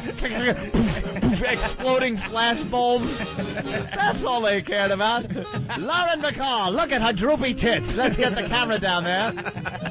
We'll give her flash burns as we try to zoom in on these primitive cameras. Flash burns. Yeah, she's got all these stars going home with flash burns on their tits from their block of wood with gunpowder on it. You fucking Betty Here Davis she comes. Snatch. That's hilarious, man. Oh, man. Look at the cottage cheese ass on Betty Davis. Looks like she sat in a gravel driveway for a few hours. Times have changed. Look at the boogie hanging out of Mary Pickford's. Mary Pickford, America's sweetheart. Has a big load of snot coming out her nose, and we have the exclusive pictures. Oh, my God. And walking down the carpet is Charlie Chaplin. Look at that. Maybe Lauren Bacall should take a lesson from his mustache. Are you putting the Halle Berry booger up on there? Yeah, that was really rude, man. We're just showing the pictures on Pal Talk for fucking royalty. They really never had fucking controversy back then. No. Like, you didn't know Rock Hudson was gay until he was dead from AIDS. Until it was over. Then that was it. They said that the press knew about JFK banging women in the White House, but they just left it alone. They left all that alone. But that's when they would kill you. Like, that's what kills me now. It's like people come out and fuck with the president. It makes me nervous sometimes. You come out and fucking talk about the president. Back in the day, man, you used to wind up dead, man. Marilyn Monroe and bitches just show up dead. Yeah, they just show up dead. With pills glued to their hand and a fucking suicide note with the pen shoved in her head. I hated it. I couldn't live with my guilt with a pen shoved in her head with the note. Her own name spelled wrong. But there you go. See, we got proof. She killed herself. She killed herself. And now, people don't care. There was no CSI shit back then. Is that Marilyn No one Monroe? cared. Is that Marilyn Monroe in the bag? I don't know. And they just zip her face. Zip back up. Yep, that's her. That's her. Tragic news out of Hollywood as Marilyn Monroe was found dead from a drug overdose. I'm talking with a man here off camera with a gun to my head. That's back when motherfuckers used to die. Yeah. We still don't know who killed the president. That motherfuckers would kill you if you fucking talked. That's when it was like people think it is now with the government conspiracies and shit. That's when it was going on. Now, there's too much openness. There's too much for us to look into. The second someone tries some secret society crap, people know it's on the web. Some friggin' 14-year-old has a blog written about it, and it goes out all over the place. But back then, all right, we're going to keep this one quiet. Who tonight? Imagine the room where they sit there and decide, all right, Marilyn Monroe's got to be killed. Like, who's the group of guys that go, all right, who is it tonight, guys? Marilyn Monroe? Yeah, we gotta kill her. She fucked the president. She fucked the president. You know the deal, right? Yeah, we know the deal. And she's telling everybody about it. Bunch of lucky strikes in the ashtrays. Wait a minute. And when they found her in the bed, she was perfectly posed as a woman that killed herself. One arm up, the other one like her hand over her forehead, like she was in distress. Oh, woe is me, pose. Found a nude in dramatic pose in her bed. That room, though, must have just been something. Marilyn Monroe drowned in the Sahara Desert. Drowned in no water. But it was water in the lungs. I don't know what the fuck. Water in the lungs. The government had to go build a pool real quick to throw in. Send out the pool team. X11 pool team. In the middle of the desert, there's a fucking pool with her at the bottom. Fucking A, man. All right. That was the good old days, man. The good old days. Well, E-Rock's showing the pictures from the Enquirer. There's Fergie wetting herself. With all the flaws of the current celebrities. Here's Katharine Hepburn pissing herself. She was going out with Spencer Tracy, and they kind of kept it quiet. That was in The Aviator, part of the movie. And they kept shit like that quiet. Sometimes they'd threaten people or pay them off or whatever, but they would. But the government was in deep control of Hollywood back then. Yeah. They were in deep control. But that's what happened with the what was the thing with the communism? McCarthy, yeah. The McCarthy thing? Yeah. How that got started it was genius how the government freaked it. It was JFK's dad who used to be the big ambassador. Joe Kennedy. The Joe Kennedy used to be an ambassador over there, and he set the Jews up sweet. Because fucking Thomas Edison was a big time racist, right? So he's like, I'm not. He started the film industry, Thomas Edison. Yeah. But the Jews, it was in New York, and he was like, we ain't fucking with your Jews. Sent them back over to Hollywood in the desert. The 5 moguls, they created Hollywood. Joe Kennedy went over and said, listen, we need you to make a couple of good movies about our allies, the Russians, during World War II. They made the movies, then the fucking war ended. They had a bunch of movies. Yeah. Then the Cold War started, and they released the fucking movies that Joe said made. Look at this. These dirty Jews, they're no good. Commie motherfuckers. No, that's what they they did. That's what the government did, man. He set the Jews up. A lot of people blackballed back then, weren't able to work, ruined their careers. But they were told to do that by Joe Kennedy. Yeah, yeah. The black man has their the best careers. conspiracy theories ever. But back then they were just you guys and your conspiracy theories in general, though. They ended Hollywood as we know it. They got such a reign of power over Hollywood by threatening them. They could accuse someone of being a communist, and you were a communist. Yeah. And you were out of the business. Goodbye. Done. So everyone towed the line. All right, listen, we got to get into some other things. We got to get into the Donald Trump thing. Yeah, what's with the... Did you hear the news tease? Yeah. The fucking news. Listen to this. Plus, Donald Trump, a big fan of his daughter, what he says he would do to her if they weren't related. How does the news get away with that? Donald Trump could have you killed. Who are you kidding? Oh, the news is... who's the guy from CNN that got fired? That said the news is a business? And he got in, like, kind of, almost like it was a controversial thing to say. Yeah, he just recently got fired. One of those guys. Of course it's a business. And he was giving a speech, and he goes, the news is a business. Oh, really? We've been preaching that for years. People think it's actually information, that you tune in to get the information, and then they're there to give you the information, and that's their prime goal. No, it's ratings, it's flash, it's outdoing the other guy that's doing the news to make more people watch your news. That's it.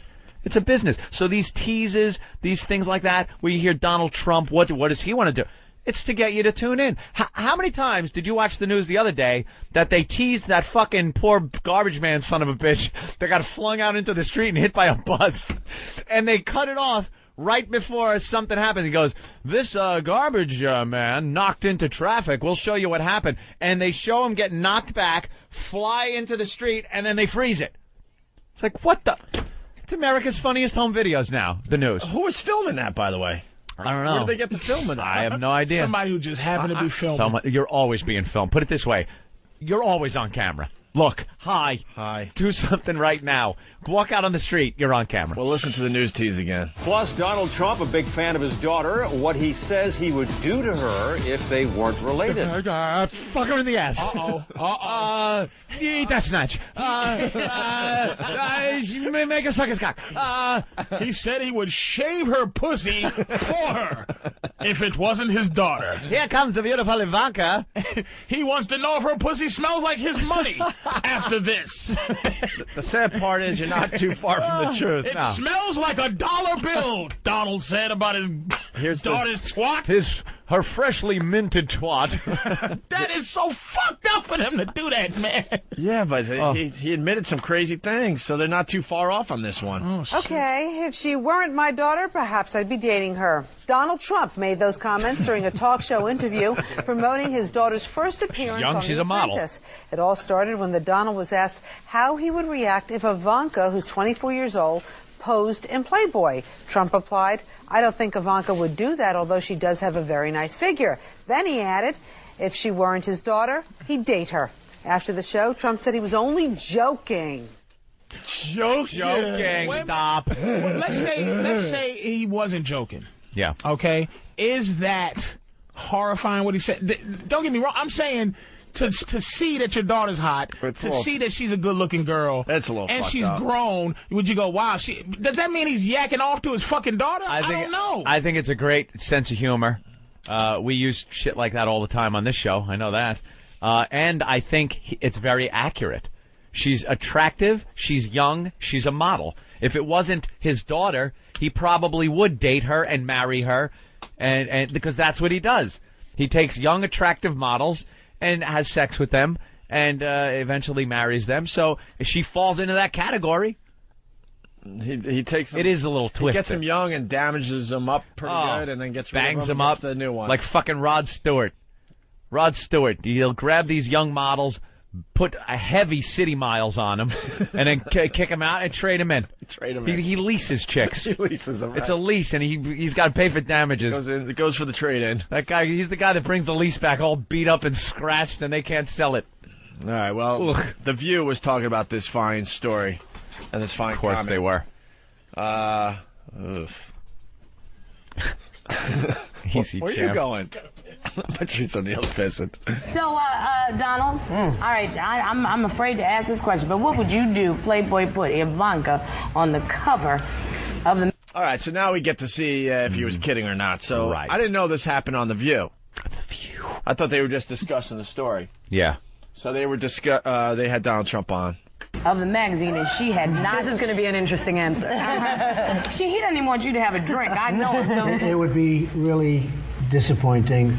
Not really. But it would depend on what was inside the magazine. If she posed, it would be fine. But if they put her picture on... Yeah, but it depends on what goes inside the magazine. Well, see, that's her gripe. That's this girl's gripe. And People assume there'll be nude photos. Right, you do assume that with Playboy. Okay, but if there weren't, you wouldn't have an issue with it then. If they were using her to... I don't think Ivanka would do that inside the magazine, although she does have a very nice figure. I've said that if Ivanka weren't my daughter, perhaps I'd be dating her. You know? Oh, it's so weird. Stop. You know what? You are...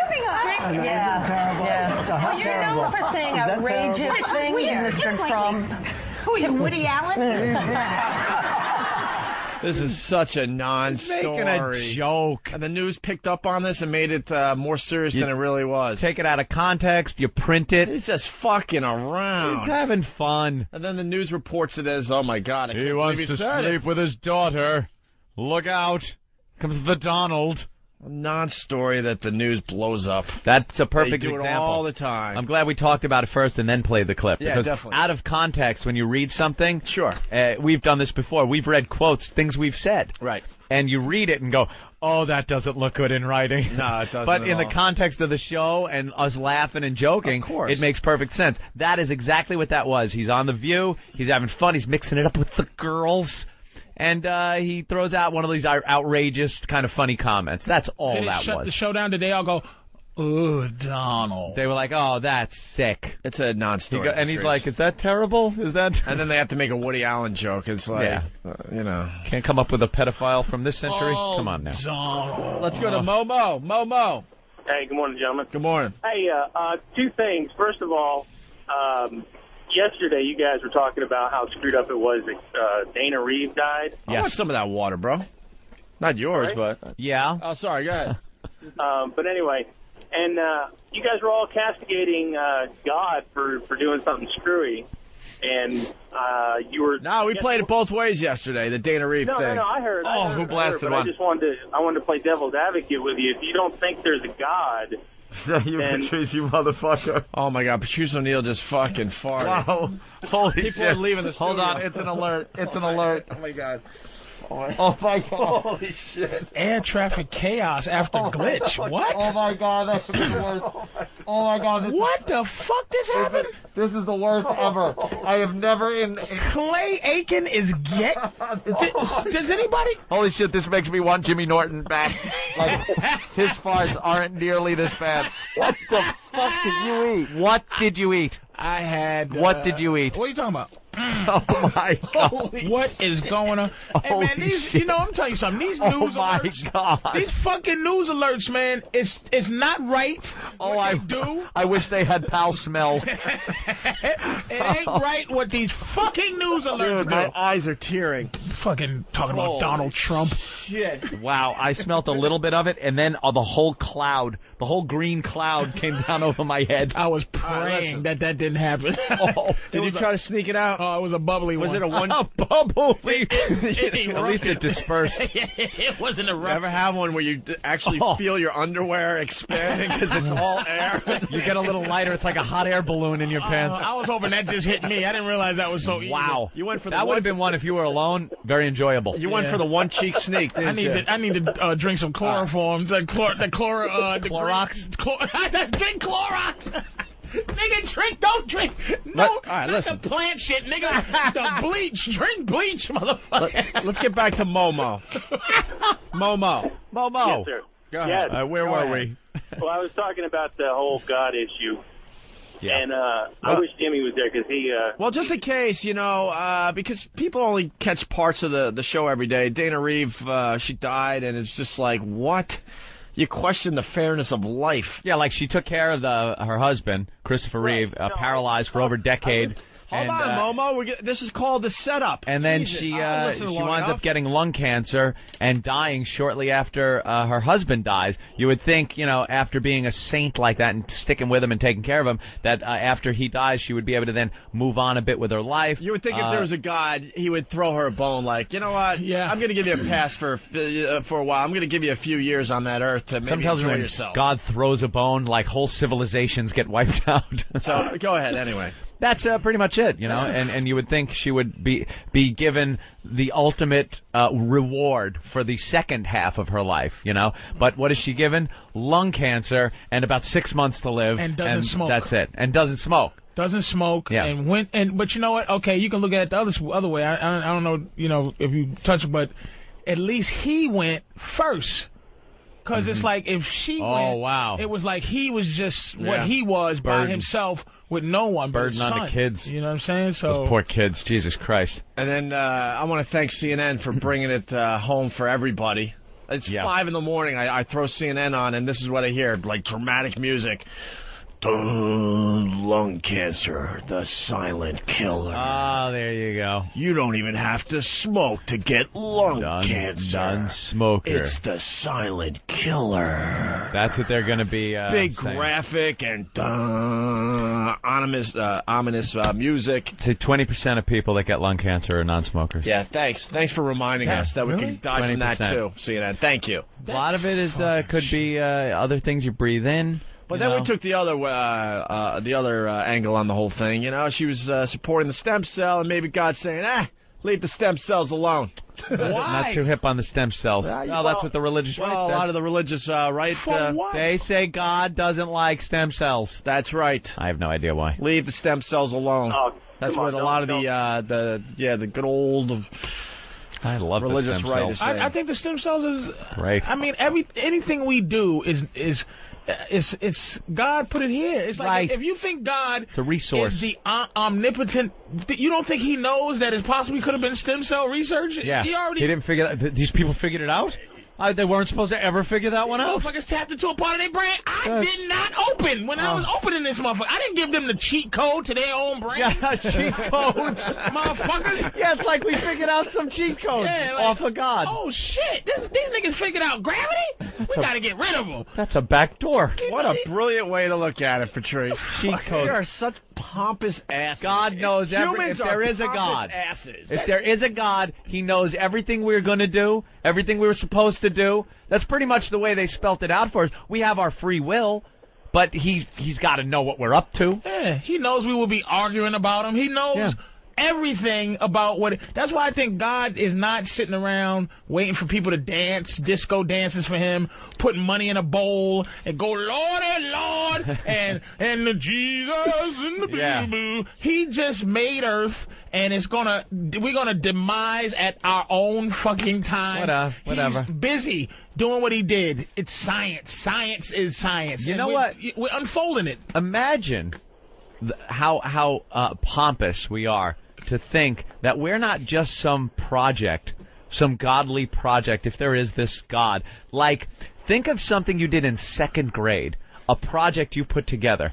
I remember once I made a dinorama of the very nice. colonial United States. It had a little mirror for a lake. I had little pilgrim hat people cut out of construction paper, and you looked in, and you saw a scene from the colonists. You know what's so sad about what you just said? And this guy he didn't graduate high school. No.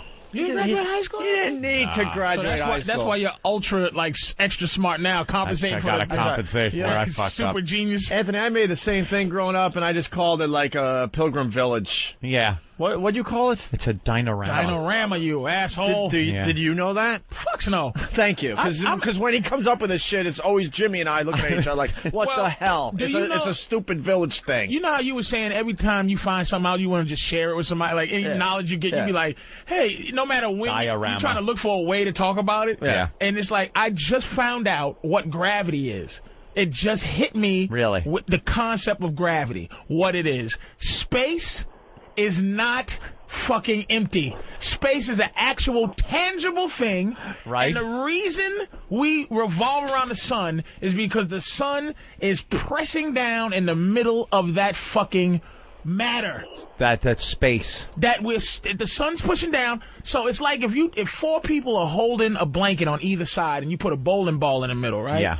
And now the bowling ball is sitting in the middle. If you put some other round objects on that, it will go directly towards that fucking bowling ball. Unless they're so heavy that they actually press inside the space too, but they're rolling around the area that the bowling ball is. There you go, Patrice. Hey, Patrice. I representation. just found out what gravity Anyway, is. but a lot of people are asking, so that's a diorama, whatever? Diorama, yeah. A diorama? Okay. Diarrhea? It's a diarrhea. It's a diarrhea. Dinorama was actually what they used to film those old movies in, where it was claymation. Okay. Because you did say diorama. Yeah, diorama. Diorama. All right. But, yeah, and you'd look through it and see a scene from the past. Now think of, to bring it back to the God thing. Yeah. That was very, very important to me back then when I was making it. It consumed my life as a second grader for a very short period of time as I made it and as it was displayed. Right. And that was my project. Fast forward 50 years later. 50 years. Fucking asshole. Now, it is a distant memory, a distant fond memory, but I could care less what happened to it, where it is now in the whole cosmic scheme of things. And I believe we are just one of these projects that are out there. Dude, stop. And can I ask you a quick question, Anthony? Did you used to do the nuclear hide under the desk test? Yeah, I had to do that. Oh, Anthony's old as a... I had to do that in up until probably the 4th grade. Oh, you just told your age. The commies were going to nuke us, you idiots. The hills have eyes. I got it. Listen to this. We all know the atomic bomb is very dangerous. Since it may be used against us, we must get ready for it, just as we are ready for many other dangers that are around us all the time. That's right. Fire is a danger. Negroes. It can burn whole buildings if someone is careless. But we are ready for fires. We have a fine fire department to put out the fire. Listen how they talk you have to the fire public. drills in your like school, children. so you know what to do. Automobiles can be dangerous, too. They sometimes cause bad accidents, but we are ready. We have safety rules that car drivers and people who are walking must obey. Now, we must be ready for a new danger, the atomic bomb. The atomic bomb. How do you get ready for the atomic bomb? First thing you do is light up a Lucky Strike cigarette and thank your lucky stars you're here in the good old United States of America, where we can defend our people against the dreaded Reds and their nuclear menace. With an ordinary school desk, you will save your life from a nuclear bomb. When you hear the alarm go off, saying that a nuclear bomb is en route to your town, USA, find a school desk and crawl underneath. Everybody gather at the schools and find a desk to crawl underneath. This will not save you. This will just make it easier for who's ever left in the government to clean up the dead knowing you're all in schools. That was their gag. Remember the fallout shelters? Remember that? You'd still see signs that say fallout shelter. Yeah. These were basements of buildings in major cities where people were supposed to go to escape the fallout from nuclear bomb, and then once it crosses over like a pleasant little snowstorm, you'd come out and go back to your life. 2 years later. Right, yeah, 2 years later in a fucking apartment building basement with your neighbors. It's like you're really going to live. The planes, when planes go down and they say put your head between your lap, that's not to save your life. No. That's just so you break that neck when the plane lands. It's just, we don't want to look at you. We don't want you suffering. We just want your neck snapped. Make this quick. They don't want to collect the pieces. They just want one. Just make it quick. Yeah, stay in a lump. Hopefully you'll stay that way, strapped in your seat. If you sit up, there's going to be a head here. We want you all strapped in a nice package for the cleanup people. They find your head and be like, oh, this nigga tried to have dignity, and now he didn't fold up in a old pussy-ass ball like we told him to. They put everything in position and realized this idiot was trying for the overhead. His arm was raised up trying to get his fucking laptop. That nigga was in the bathroom. Here we go. But that's what, and the fallout shelters were pretty much so people would gather down there, and if anybody lived through this and society had to get together, there wouldn't be sprawling fucking streets and houses full of dead people. They knew where they were, and they could either cover them over or drag them out, whatever it need be, but they didn't have to go house to house getting dead people. Well, that's all it was. We got more audio from the duck and cover era. Duck and cover. First, you have to know what happens when an atomic bomb explodes. You die. You will know when it comes. We hope it never comes, but we must get ready. It looks something like this. There is a bright flash, brighter than the sun, brighter than anything you've ever seen. Cool. If you were not ready and did not know what to do, it could hurt you in different ways. It could knock you down hard or throw you against a tree or a wall. That's it, huh? It is such a big explosion, it can smash in buildings and knock signboards over and break windows all over town. Signboards. But if you duck and cover, you will be much safer. The internet can go out. Duck and cover from a atomic Duck bomb. and cover. How stupid were we? I like that. It could knock you over or push you into a tree. It's a bully. It's a big bully. Hey, why I oughta. It's a nuclear fucking explosion, you idiot. It's not knocking you into the tree. It's frying you and the tree at the same time. Basically, you turn into a shadow. Yeah. For a split second, you're an ash until the blast blows that away and you're left as nothingness. Nothingness. You are reduced to a molecular level. You are not pushed into a tree. You do always think that just covering your head is going to save you. Duck and cover. They're shooting. There you go. That's fighting the nuclear war. Duck and cover, Johnny. Well, here we go. More audio. Here are some older boys showing what to do if the flash comes when you are not in the classroom. This is what to do if you should be in a corridor. You duck and cover tight against the wall this way. Remember to keep your face and the back of your neck covered tightly.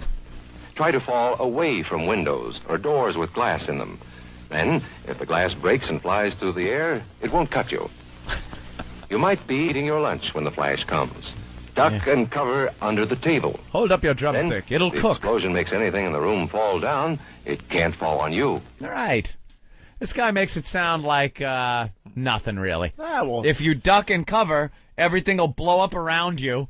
You'll sit there and be fine. Amazing. The bomb might explode when there are no grown-ups near. Paul and Patty know this, and they're always ready to take care of themselves. Here they are on their way to school on a beautiful spring day. But no matter where they go or what they do, they always try to remember what to do if the atom bomb explodes right then. It's a bomb. Duck and cover. Paul and Patty know what to do. Paul covered the back of his head so that he wouldn't be burned. And Patty covered herself with the coat she was carrying. That'll do it. They knew how to duck and cover. They acted right away when the flash came. If they had been at this doorway when the bomb flashed, Paul and Patty would have ducked and covered this way, like this girl. Heavy doorways are a good place to duck and cover. Sure they are. She will be safer, too. How did they get away with this? A coat. And she covered herself in a coat. Do you realize when you see the flash, it's already too late? It is over, Johnny. If you don't see a flash... You need to have ESP. Dude, there were tests done in Nevada with very small nuclear weapons. They'd blow them up. People that didn't even see the flash were affected because back then the weather forecasting was a little off and wind would blow and change direction and blow some of this fallout over towns and fuck these people up. I mean leukemia and all kinds of horrific things. And that's people that were just... They didn't know what was going on. If you're close enough where you're seeing the flash... It is over. So over. And this is like, what, 65 or something like that? Yeah. Well, no, this guy kind of sounds like the 50s. At least 10 years after the fucking, they got the Japs.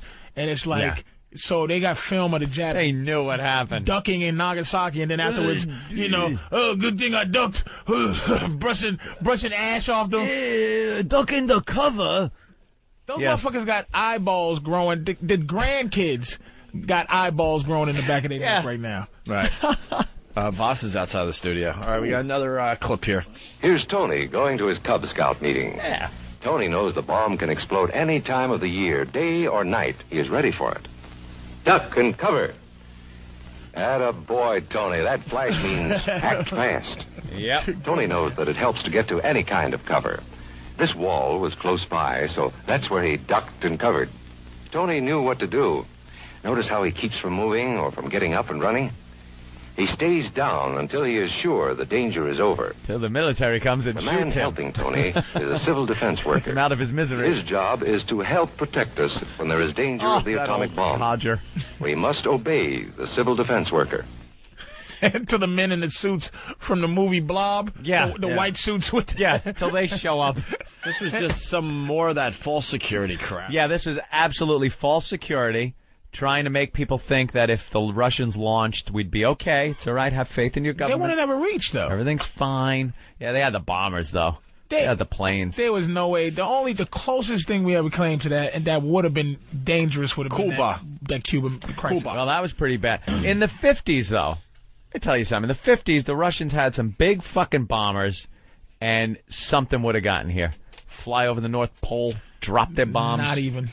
You don't think? You don't think? Fucking way. No way. In the 50s, they would have been able to do that. No. They could have bombed Alaska. Who gives a fuck? I think they would have been able to make it. Absolutely not. There was never been there is not going to be a nuclear. There may be when them fucking Jews start shooting missiles at Iraq and Iran. For their other than that, nothing. We're surrounded unless they get into Canada, unless they sneak. We're fucking safe. I don't know about that. Oh man, that's scary. That's a scary thinking you got there, Patrice. The dirty Arabs, how the fuck are they going to get a nuclear bomb in this goddamn country? They got to sneak every piece in for the next 52 years to blow up a building. Who gives a fuck? There'll be another. We'll take over Canada by then and make it the New York. Canada's already going to be New York. We need room. We need other places for people to live. We're going to take Montreal back. We're going to take Montreal. We had Montreal for a little bit. We had Montreal for like a week or two. I just see the biggest danger as being those friggin' old Soviet bloc countries that still have nuclear missile silos that go, how much you willing to pay for the missile, They're still doing Mr. Ahmad? They're doing that, but they're only trying to kill Israel. That's where the problem. Israel is nervous because that dude Mahmoud, whatever the fuck his name is in Iran, he's a problem. Yeah. He is a fucking problem. When you get guys like him and the North Korean guy, where America goes, that's our big thing is that we tell people what to do. But we just got to throw them money, and they seem to shut up. Fucking no way. Not this Mahmoud dude, and not that Kim Jong Lee. Yeah. Let's get the last Duck and Cover clip in. Duck and Cover. This has a creepy song at the end. Oh. Yes, we must all get ready now, so we know how to save ourselves if the atomic bomb ever explodes near us. If you do not know just what to do, ask your teacher when this film is over. Discuss what you could do in different places if a bomb explodes. Older people will help us as they always do, but there might not be any grown-ups around when the bomb explodes. Then, you're on your own. How frightening is this? Remember what to do, friends. Now tell me right out loud. What are you supposed to do when you see the flash? Duck and cover. It'll be okay. Duck. Right? And cover. Duck. And cover. That's all you got to do. How scared shitless were we as kids? Duck and cover. And Pretty then, scared. And then in a week, you see Dustin Hoffman and Cuba Gooding Jr. and Rene Russo on the way to blow up your entire fucking town. Yeah. Witnesses. We forgot about Momo. Momo. So you were saying, we went on like a 20-minute tangent. Wow, we certainly did Momo. What's up? What I was trying to get at was, we always, we tend to blame God for the bad things in life, like, when Dana Reeve dies or, natural disasters or so on and so forth. But I'll posit this to you. Why should we always complain about bad things happening to good people? Why should good things happen to bad people? Oh. In other words, we're all bad. If you really look at each one of us, we all have a Hitler within us. And so why should we all some more than others not expect to have, bad things happen to us? Momo, I hate you. Why? I really do. And you called yesterday like, why don't these guys ever put me on the air, right? You called yesterday with that, or 2 days ago with that? Yep. It was a joke. And this is why I hate you, okay? Uh-huh. Because under your comments, it says, I have a 16-year-old daughter. I understand Trump. We hate people who try to fucking get on the air with one thing to get another point across. Right. Well, I wanted to comment on that. No, you don't understand. Give a shit about your God crap. We have people screening calls not to get stories like that on the air. That's why they're there.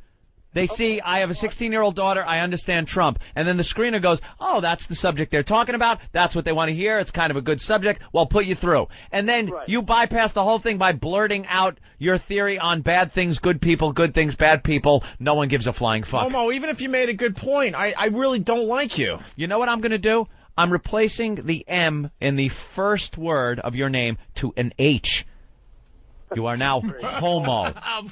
Homo. I showed you. Momo, we don't put up with that shit. Well, I'll get to my point then. No. I don't pardon you. We give everyone a chance to talk on this show. You know what? We certainly try. But when you call up and say, I want to talk about this, and we're like, oh, that's cool, and that's what we're doing right now, and then you blindside us with something else, it's just... That angered me so much, I'm bouncing a random person from Pal Talk. Bye. There they go.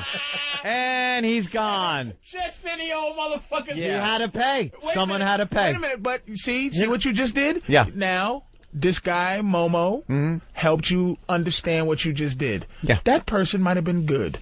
And you playing God, you zapped that person. And Anthony, that person was Anthony's Momo ruined it. Was that person Anthony's bad full of or shit, good? by the way, because he's not bouncing any of the girls that are just flashing all morning long. It's completely random, Opie. You're such a liar. Someone had to answer for Momo. You're just looking for an Arab name. And you just, like an evil God. Hey, someone had to answer for Momo. So it shall be written. So it shall be done. You are playing God. You know what? I agree with We Momo. will not hear the name of Momo in this house again. Look, here's the deal. We really try to get to everything. You don't have to, try to fake us out to get your point on the radio. So people on Pal Talk, duck and cover. Duck. When you see Anthony putting the mouse over your name, duck and cover. That's right, Mustafa Dazi. Mustafa Dazi. Uh-oh, Mustafa's just seen a flash. What are you going to do? Oh, no, he's been bounced. Everyone else, duck and cover. Duck and cover. Uh-oh.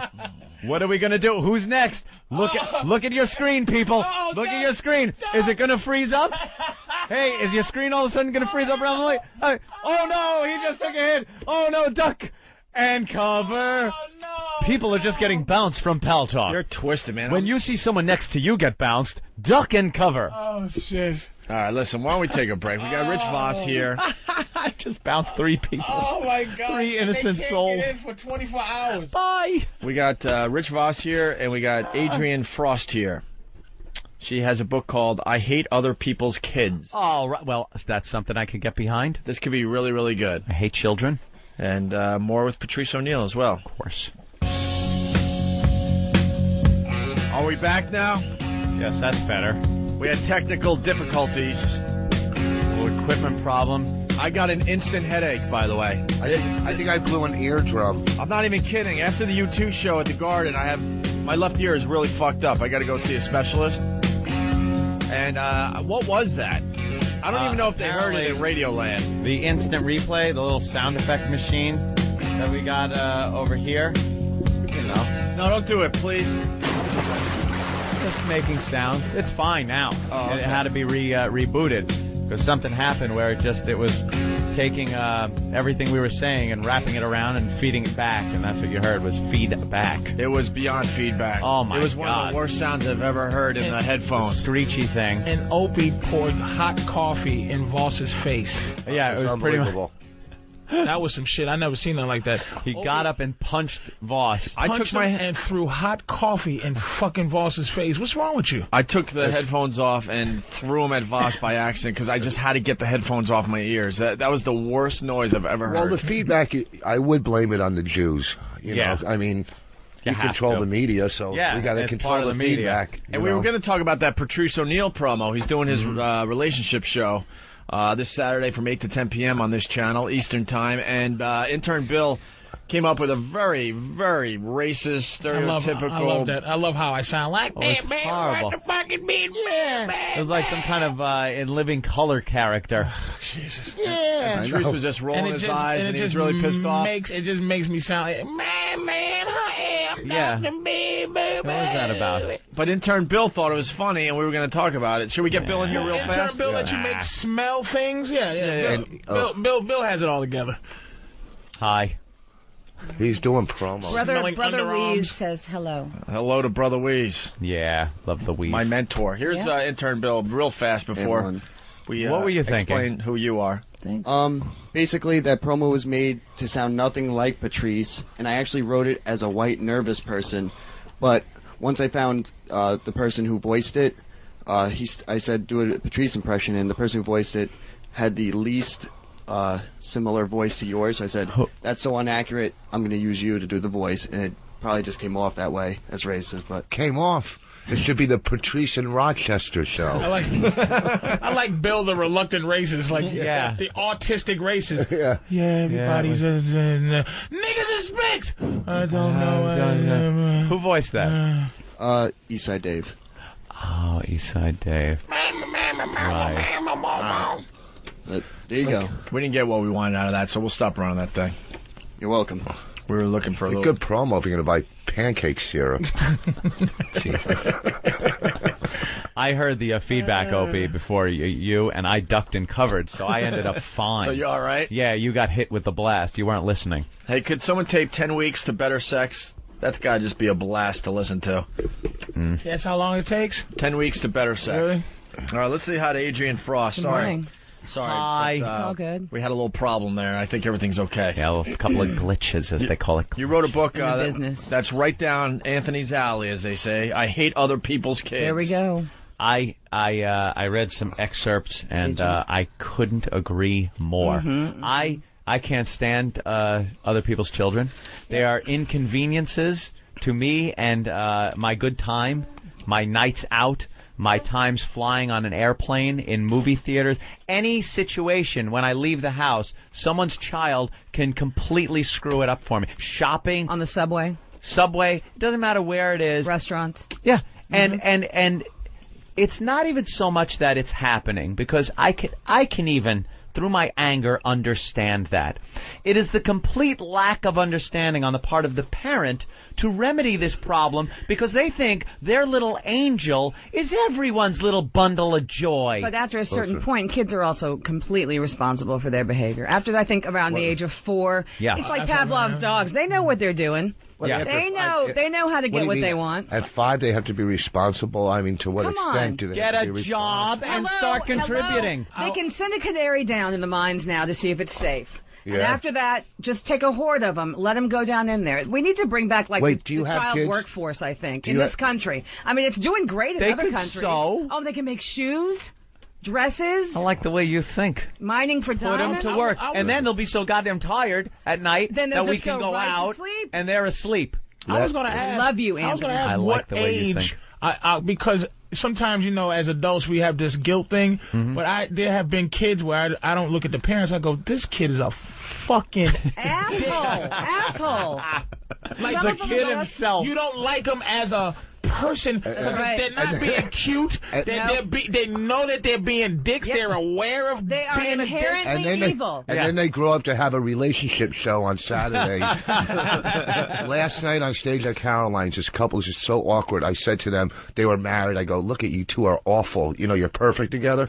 I go, do you have kids? And the lady, this is true. She goes, I have 2. But they're dead, so don't go there. On stage, they're dead. Whoa. I go, where are you from? And she goes, like the Delaware Valley. I go, well, a lot of kids die in that area. It's a tough area to have kids. But it brought the show to a dead She was halt. serious. Yes. And I didn't know what to say. How about then saying, no, you don't have kids? Yes. Why would Jesus. That's it. You should have thrown him out like Patrice does. Patrice will just point at people and go, get out of my show. Your kid is dead. Get out. Get out. You're bringing the whole house down. Why are you here with dead kids? Get the fuck out of my show. How many kids do you have? Why are you buming us all out? I don't have kids. I have cats. I'm not. Well, it's just kind of funny I don't want people to think I'm the fat lady on the couch eating Funyuns with a ton of cats. No, I have you're a the fat lady in the radio studio. You're not the fat lady on the couch. couch. But what I'm saying is, it's easy. Jesus No, Christ. At any time, feel free to goof on his tiny No, little tiny baby penises, hands. yeah. No, it's little baby hands. Yeah, but it's the tiny cocks. That's where it stems from, really. It's a so tiny cock. I understand. I understand. Please. His face is red, and there's a little bit of steam coming out. Listen, let me tell you something. Totally You would cool. never have a chance to see this cock, okay? I don't care how many books you write, okay? Let me tell you something. You could write a book, I Love All the Jews. You'd never see this do cock. love all the Jews. Shut up and take it. Now, listen to me. You have no kids, so it's easy to trash. I hate other I have a people. better vantage point. It's the I best. I have a Boss better. has two daughters. You don't have I know kids. he does. 13 and 15. Better if you don't have kids. He's got a tween. Then you have a better understanding of what it's like. People don't like Voss's kids. Yeah, oh, please. But you know my fucking kids are cool. They'll fucking They're tell you probably right to your perfect. face. I'm sure that they're perfect. No, they're not. They're not perfect. I mean, thank God they never, fucking molested little food angels. like you did, and they're gonna grow up to be normal, nice kids. I've known Voss's kids since at least I think the youngest one was 6 Yeah. or something. She's an ass. Like she's aware Yeah. that she's an ass. Like she's What? so. Your youngest daughter. It's not like I'm a little teapot. Yeah. Blah, blah. No, she's fucking. She does impressions of Chinese people and Arabs. Wow. Well, that comes from from daddy. That comes from daddy. First of all, it's God bless you. I hope your book sells and whatever. Okay. Maybe I'll even pass some out to Stress Factory this weekend. But here's the thing. That's bullshit. Oh, shit. But to trash kids when you don't have, of course, I know. Stop. This is a pamphlet. Wait, boss. What? You don't trash kids if you have kids, because then you understand how wonderful they are. It's like the people in the Body Snatchers that fell asleep next to the bean pod. The pods. That's what parents are. Yeah. All of a sudden, you're partying, you're having fun, you can go to the Bahamas at the drop of a hat if you want to. And the next thing you know, you're putting their picture on a tissue box. The next thing you know, right, you fell asleep next to the pod, you wake up and go, it's the most wonderful thing ever. you know what? And you assume everyone fell asleep next to the pod. Everybody wants no, to see it. I Yeah. didn't sleep next to the First of all- pod. I want a plain seat without a kid crying There we behind go. me. But It's- you always, as a person with no kids, you always say, I'm not going to raise my child like this. I always look on a refrigerator at awful kid art, and I go, No, you just I'm look at the gonna tell refrigerator. my fucking kids that this stinks. Honey, look at a real picture of someone who has talent, and look at this fucking snotty stick figure you drew. A 12-year-old kid in Cincinnati put his gum on a priceless oil painting last week. Oh, isn't that great? At a museum. Yeah, and also an adult cut up the fucking night watch of Rembrandt at the Reich Museum. Okay, and that was an adult. Yeah. All right. So listen, let's get but here's the thing. Let's get into the kid thing, because Anthony agrees. No, with well, Anthony agrees. Yes. But listen, and I agree to a point. Yeah, I I mean, agree too. okay, it's easy. when the kids start screaming and yelling at the restaurant, In life. the parents think it's their right to have No, a of dinner with their course. screaming kid in a Then restaurant. you take them out, of course. But they don't. Oh, but here's They the thing. don't. Well, They look at obviously, you like, what am I supposed to do? You shouldn't take him to a restaurant that doesn't have an animatronic rodent in it. Okay, looking at you, you spend a lot of time in restaurants, okay? Yeah. So here's the thing. Boss, why the anger? Because Boss, I just she's hate been- when people she's attack. been nothing but nice so far. All right, I'm trying to. I'll be nice to her. All right, here's the thing. If you were on a treadmill, you wouldn't hear the fucking kids, okay? What? I'm just saying. Why are you attacking? Why are you That's attacking all right. this Don't worry woman about for? No, because It doesn't make you feel better. no, about it yourself. doesn't. No. Does it, Rich? The more he does it, the easier it is for me to just look down on the top of his head. It's funny, right? I'm sure you get that a lot too. Oh gosh, she's blowing me. Oh my God! See, I wouldn't. It's Tuesday. I know it's 4 The thing a.m. is, as much as I like to give head, Rich, I wouldn't want to give it to you because your pot belly would bruise my Yeah. Oh forehead yes, a with real you pot going belly. in and Please, out. please listen, Ralphie. Let me tell you something. Here's the thing: $10. A Jehovah Witness pamphlet is thicker than this. Okay? That's not my you fault. fucking What's going what? on? No, Hold on. because I got Boss is wrong. What's wrong? Listen, She said shut she up. Where's hates this kids? coming from? It's not coming from because I got kids and she's attacking kids. She doesn't not have attacking it's- kids. No, shut Well, up. since It's when do you know what the price of a book is anyway? I know. First of all, That could be a This looks like reasonable this price. looks like it would be a nice tabletop book. Right. A tabletop book? Yeah, it's called tabletop. You have it laying around. It's a humor book. And you kind of look. It's completely tongue-in-cheek. And it you know what? fun. Shut up. And it could Here's help the thing, out yeah. when you have people come over your house with kids. If they sit Why don't out you on the just- table, maybe their kids won't take their greasy little hands and rub 'em on your television. All over Why don't you everything. just like, you know your kids are, you just turn it into a redneck book. Listen to me, truck stop book. This thing. What? You know, it's just okay, so 1 out of 10. And Don't- people you are better- saying that you're on fire. So No, just I was calm afraid down. it would feed back, so I didn't hit the other 8. All right. I just think a lot of people have been afraid to talk about this for a long time, and, and this boss, is take just a break. bringing it to the forefront. Put it out. that's We're all. going to throw you back on the bench. You had 5 great minutes there. And you scored a lot of points. We're just going to rest you for a minute. All okay? right, I'll take a rest. I'm just. All right, you're listen. very good though. All right, No. because Anthony is on this. I've been preaching this for quite a while, and Yeah. yes, it seemed like I was alone. A lot of people are parents, and I understand that, and a lot of people are disgusted with what I say about kids, and I understand that. It is your problem. When you go out to dinner, and you're at a nice restaurant, and there's some kid screaming about their food, and I'm trying to enjoy a night out, why should I have to deal with it? Why shouldn't you get up, leave money for your check, and leave the fucking Go where restaurant? there's a kids menu. Right. Go to Chuck E. Cheese. You know, they're not going to want to eat chicken marsala. Go to some urine-smelling restaurant with a diaper-changing table in the bathroom and have your dinner there for the next 20 fucking years because I didn't decide to have kids. I got to deal with your problem. If it That's has my- koala care, then you can be there. There you go. There you go. And can you tell the couch booger story? Please. I'm in my house. I don't have kids. This I don't could be in want your next kids. book, by no the way. kids. Okay. I have a couch. You should take stories and make a book out. I have a couch, and relatives are over with young children, and a relative and the young child is sitting on the couch, and the kid's digging in his nose, digging in his nose, and then pulls out his finger and puts it in between the cushions of the couch. That's nice. And the father says, "What did you just do?" And the kid starts laughing. He goes, "Did you just pick your nose and wipe it on the couch?" And he goes, "Yeah." All right, well, find it. Now there's a kid searching for a booger. Now the booger's lost. Can't find the booger. Adorable. Isn't that the cutest thing? So then what is- Adorable. Yeah, right. So now they leave. They're gone. And I'm staring at this couch going, there's a fucking hidden booger, there's a hidden in booger my in there. You know where the couch is now? It's I don't know. Army. And then I don't know. Then you dress Gone. up in a Nazi Gone. outfit. I had to buy a new couch to put in the house, which will now never have a child on it But because children you bought boogers it. and No, different stop it! children It's piss not cute because it's a kid. It doesn't It's have any not. booger germs. And then I got a 5-foot wide television set. The thing is, it's my pride and joy. High def. The thing is wonderful. You know what that looks like when you turn it on and see little fingerprints, little handprints that belong in that corner of the Blair Witch Project ending are there with pizza grease smeared on. Click. Oh, that's wonderful. Yeah. Could you get the Windex? Yeah. A little Windex, man. What? A lot of patience with the No, because now the whole house had to be Windexed up to 4 feet high on the walls. You know what? Kids. Say you and your lovely girlfriend. It's not going to happen. We already know. Have an abortion? What? No, have because that would be. You can still name it. I swear, right.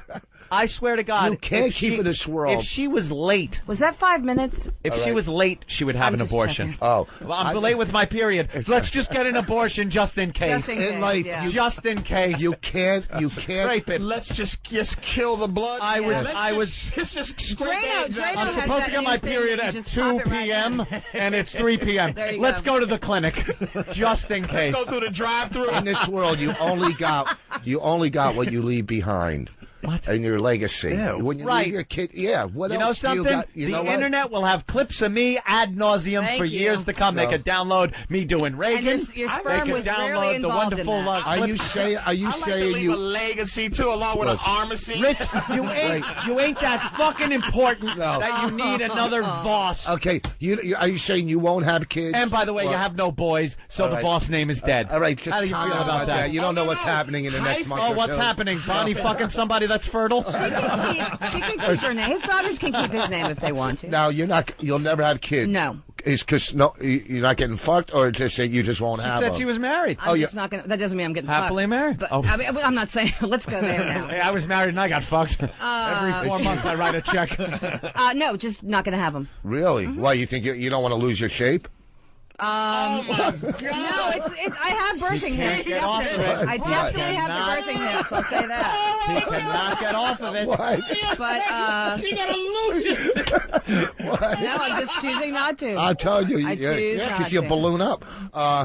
I don't know. It makes no sense. A female's put on this earth to reproduce. Oh, that's okay. To reproduce. What else okay. What else well, is then you need to start working on your daughters ASAP. Yeah, I think I Get right in there, Rick. They'll have kids. I had no problem with them having, as long as they're nice, white, superior But I'm saying kids. now you can be proud to be involved in that. What do you mean? Whereas it's been, late night visits. Now you can just go ahead and date them out in open. No, you're saying I bang my kids? I'm saying you fucked your two daughters. You That's what I'm saying. Take that Adrian Frost just smacked you. You kid fucking asshole. Go ahead, Adrian. Listen, Go, girl. call the authorities. I'm telling you, even Donald Trump says it. They look good. That's true. He does. He did say that I'm last just week. saying. And isn't that all they're really good for? That's the thing. As a female, don't you think she got you good? I know she really turned me on that one. Because those tits, you could breastfeed. Oh, I'm telling a lot of Look kids at this. when I hold other people's kids, they think it's a buffet. Those village feeders right there's there. Nothing coming out. Take one out. There's Nothing probably hair in the coming nipple. out. No, Here's what I'm trying to say. Not anymore. Yes, there's hair in the nipple. You're You know what? complete. She's had no kids. So, okay, she's not Kate Moss sitting over here, but I bet her body's a lot nicer I'm about 20 at Kate than Moss. women She's that not- have dropped 5 kids. She's not Kate Moss. I bet her body's nicer than women that have dropped 5 kids out of there, tripping over their own uterus. It may be a little smoother. That's about. See, there you go.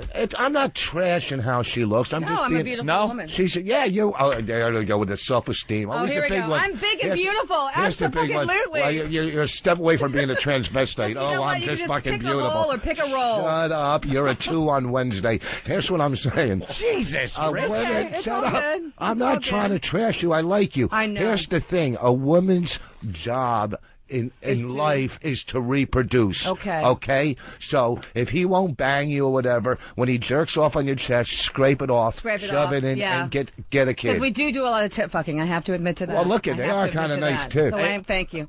Who'd you bring with you that's completely horrified out there? That's my publicist. I just saw her mouth the words, "Oh my God." She just mouthed, "Oh my God." What publishing company is she? She's ready to yank you off this show. Yeah, she's like, it's done. That fucking Look, lesbian. I love the girl. She's gonna kill I me. agree with her wholeheartedly. Thank It's you. Rich Voss that's a vindictive prick. I know. And you watch the sales of the book after her appearance. They're going to go through the roof. They will. Don't you worry. watch. The end justifies the means. Don't worry about it. Oh, Look at the my publisher. goodness. Oh, Jesus. Yeah, I agree. It's things like that, the restaurants and the movies. The goddamn The movies are bad. Why do I have to go see a movie like an action movie? Like Hostel. Yeah. Like a horror movie, a horrifying movie, and there's kids sitting in front Why of you. are you taking kids? Why would you take a kid to that movie? Hey, man. And they always you know they what? can't- they think Here's they the can't get a thing. sitter. If you're at the movies and there's a kid in front of you, move. I'm sure there's No, there's two. no I'm place sure, in the theater. I'm sure there's 2 other seats on the other side of the theater. You're sure of that?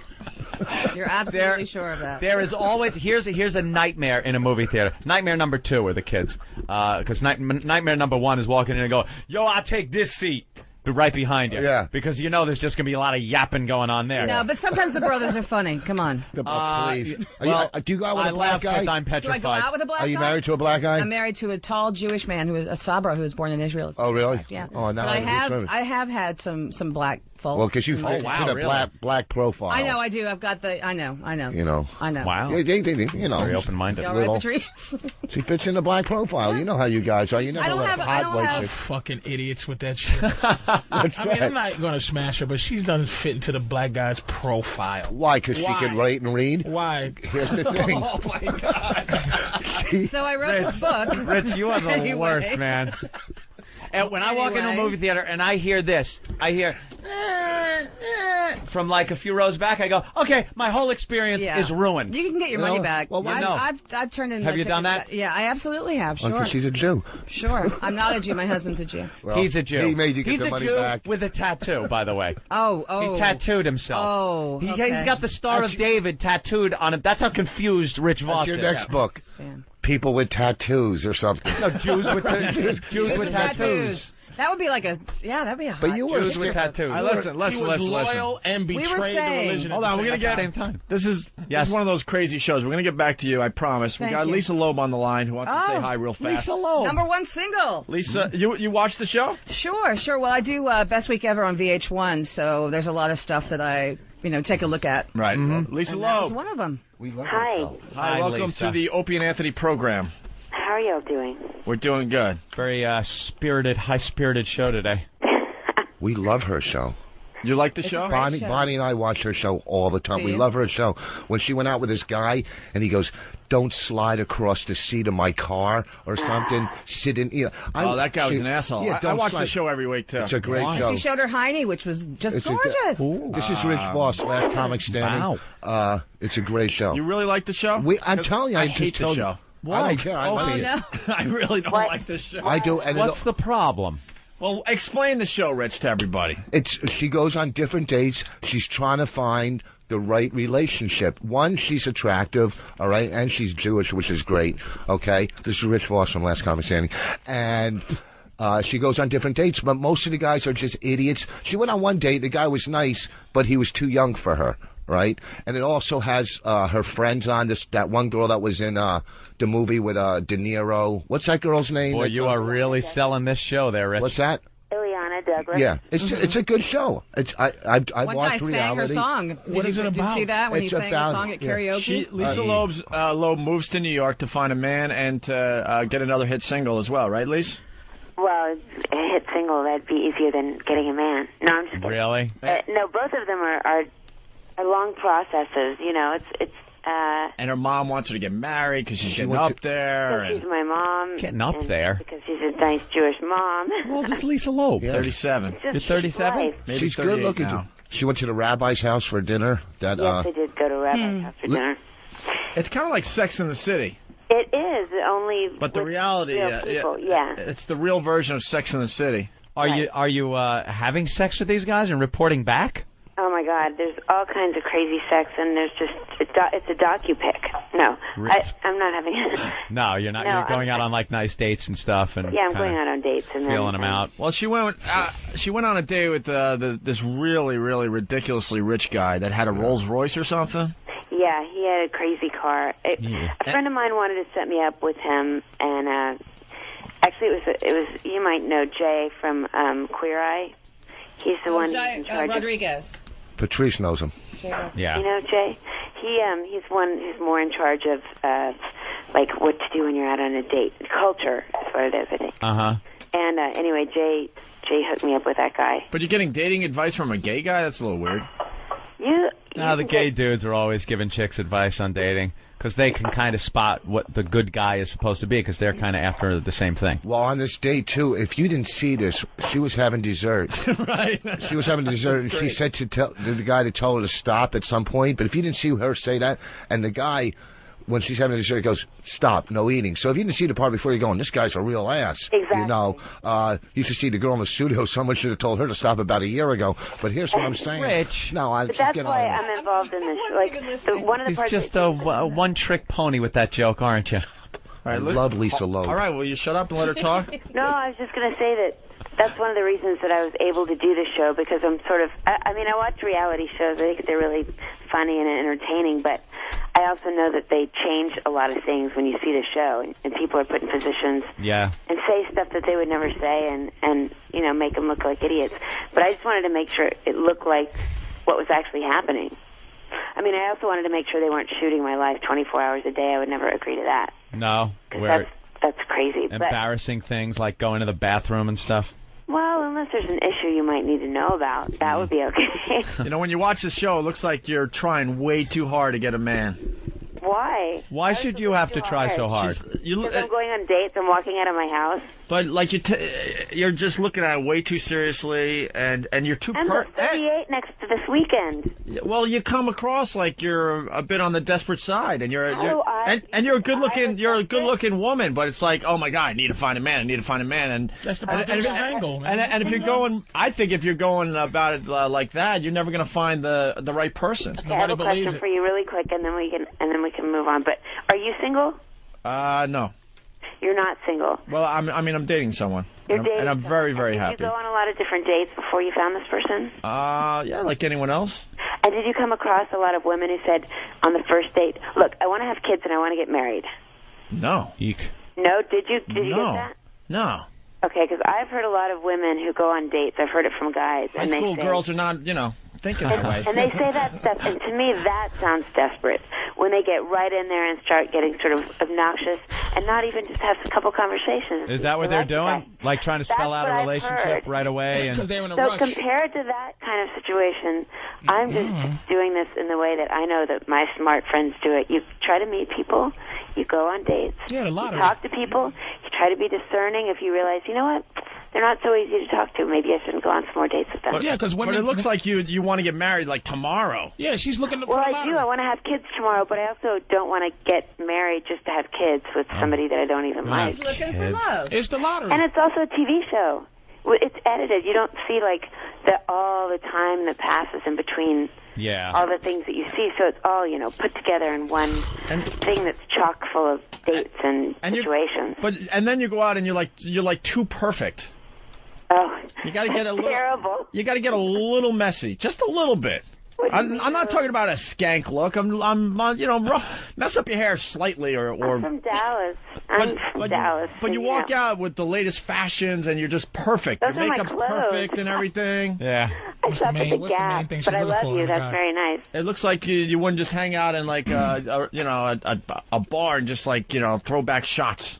Well, I probably wouldn't do that anyway. Who's her husband? What's her husband? What you looking for? Like, what's the main thing you can deal with, and the main thing you can't live without? You're looking for a Jewish guy, right? That's not the main thing I'm looking for. No, what is the main thing you're looking for, and what's the main thing that's a no-no? The main thing I'm looking for is somebody who's kind and loving. Actually, it's hard to say one thing, because I want somebody who's kind and loving, who's ready to get into a serious relationship, who's single. They should be single. That'd be a good thing. You haven't met him yet?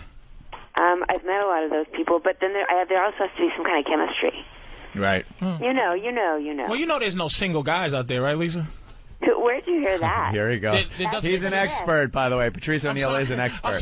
He's got his own radio show on relationships. I'm just saying, Lisa, there are no single guys. When you meet them, there's about 10 other women. So you just have to have enough patience to weed them out. You have to be competitive with those other 9 that are hanging around. Game. It's just, you meet people. It's like when you're a kid and you're picking your teams and you say, I like that person, you put them on your team. Oh, it's really and then you see if it works out. Well, yeah. All right, 37. I'll tell you Good what. luck to you. I know. It's like, why look at it in such a negative way? Well, because that's the truth way. My sister Debbie and I talk about it all the time. They say, there's no single men left, blah, blah, blah, blah. There aren't. If I was single. Well, then who are like the 20 people who have been emailing me and calling me? The ones that want to sleep with you, Lisa, because I'm looking at you and I'll email you too and lie. Because you're hot. And then I will read you and say, no, but maybe that's really nice. You'd like to sleep with me. And then maybe we talk. Maybe I'd want to sleep with you, and we'd be set. And we actually end up liking talking to each other. Yeah, see, there you go. You never know. You never know. Ante up first. That's what it is. Ante up. You got to ante up. I got to bring up an episode that just really pissed me off, Lisa. Please do. All right, so you're dating all these guys in New York, right? And there's a new thing in the dating scene where you do like chores together. What is it called? Or yeah, that was funny. Errand date.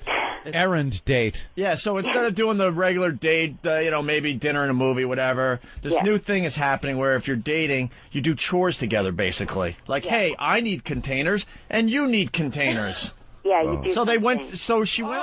She went on a date to the Container Store, right, Lisa? The Container Store. And this is where I'm like, holy crap! You pissed me off so bad. Why? So it's the end of the the quote errand date, the chore date at the Container Store. Yeah. And she buys containers that were how much? $200. It was close to $300. $300. Guess who paid for her containers? No they were on a way. date. No way. The guy? Yes, because they were on a date. And why do you Guy's think he supposed to did pay. that? Why do you think he did that, Lisa? Because he was a lovely guy? He had stock in containers. No, because he wanted to pay for me. He was mad at the last date I paid for him, and he thought that was really... Yeah, but paying for a date like dinner or something is one thing. Paying for a shopping spree. Why didn't you go to the shoe store? And do you know what happened on the next show?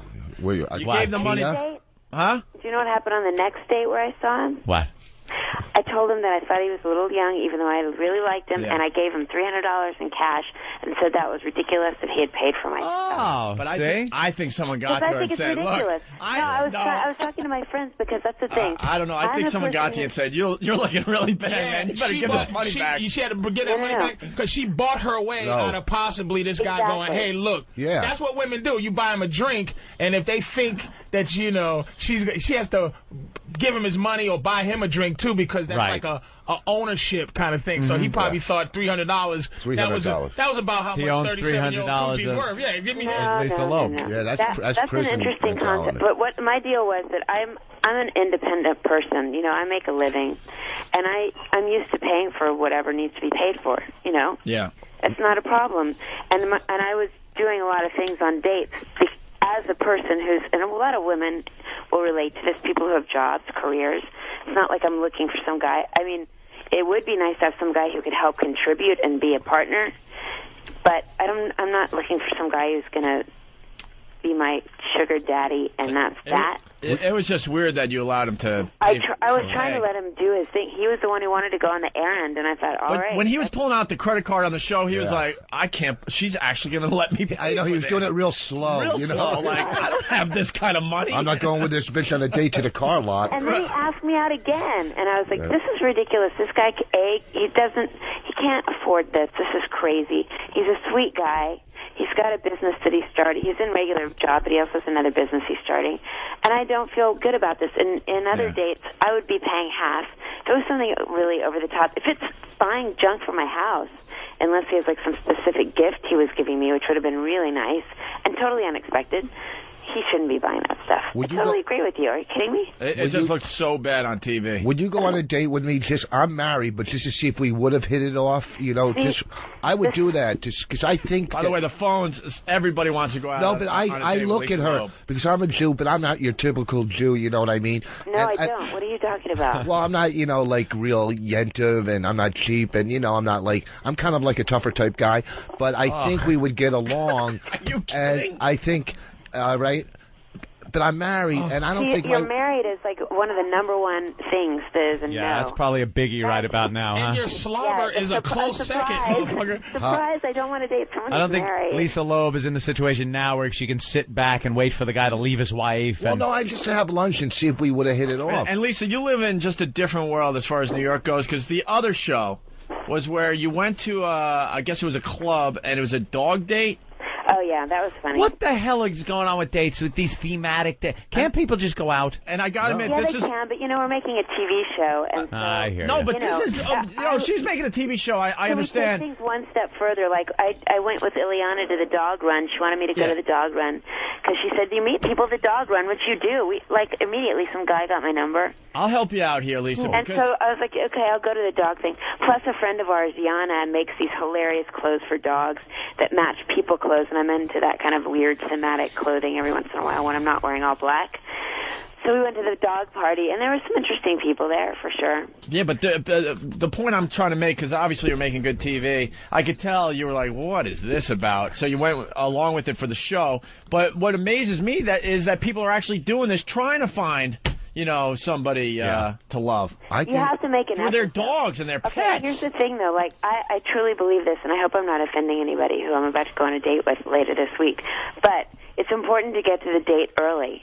You got to get out. A lot of people have stopped trying, and they don't even leave their house or their apartment, and they think they're in. Maybe they'll meet, like, the pizza delivery guy. I don't know. We all love pizza. But another good way to meet people is the first step is to leave the house. So even if that means leaving to do something that's not 100% what you think is a cool thing to do, you might meet somebody. I went to a J-date party once, and the bartender was really nice. What's that? I didn't go to the J-date party to meet the bartender. But you know what's the worst when you're on a date, like at a nice romantic dinner? What if the bartender was a nice fucking guy? Well, no, Exactly. Then all of a sudden I've met somebody that I didn't plan on meeting. I planned on meeting somebody who attended the party. Well, I used to be a DJ and in bands when I was in high school, and I wasn't at the party because I was the DJ in the. Would you allow yourself to fall in love with a guy that has a basic career and no money? If he is really hardworking and excited about what he does, yeah, and has things that he wants to do, and if is he excited can about them, possibly yes, make definitely. it bigger than that bum is now, she'll do it. There's some potential to an upside. Better, yeah. If that's truly the first part of their life, and they're going to continue to grow and to be great at what they're doing, then yeah. Lives in mom's basement, out of the question. Well, the worst is when you're on a date and you're having a nice dinner and there's like a little kid crying behind you. It's just the worst. That would ruin the show. That's when you bring your shotgun. Yeah, I hate when kids are out. They shouldn't be out. I'm going to come out with a book about hating other people's kids. Final observation about you have kids? I have two daughters. Two daughters, believe it or not. So you're trying to get away from it. No, I love my kids, 15 and 13. Hey, a final observation. You got that older friend in the show? That's like Samantha from Sex and the City? Ileana? No. My friend Stephanie? Is she a cougar? Tell her to calm down with the crazy fashions. She's just got her thing. All of a sudden she has a sundress on with a bow that's like 4 feet long. Yeah.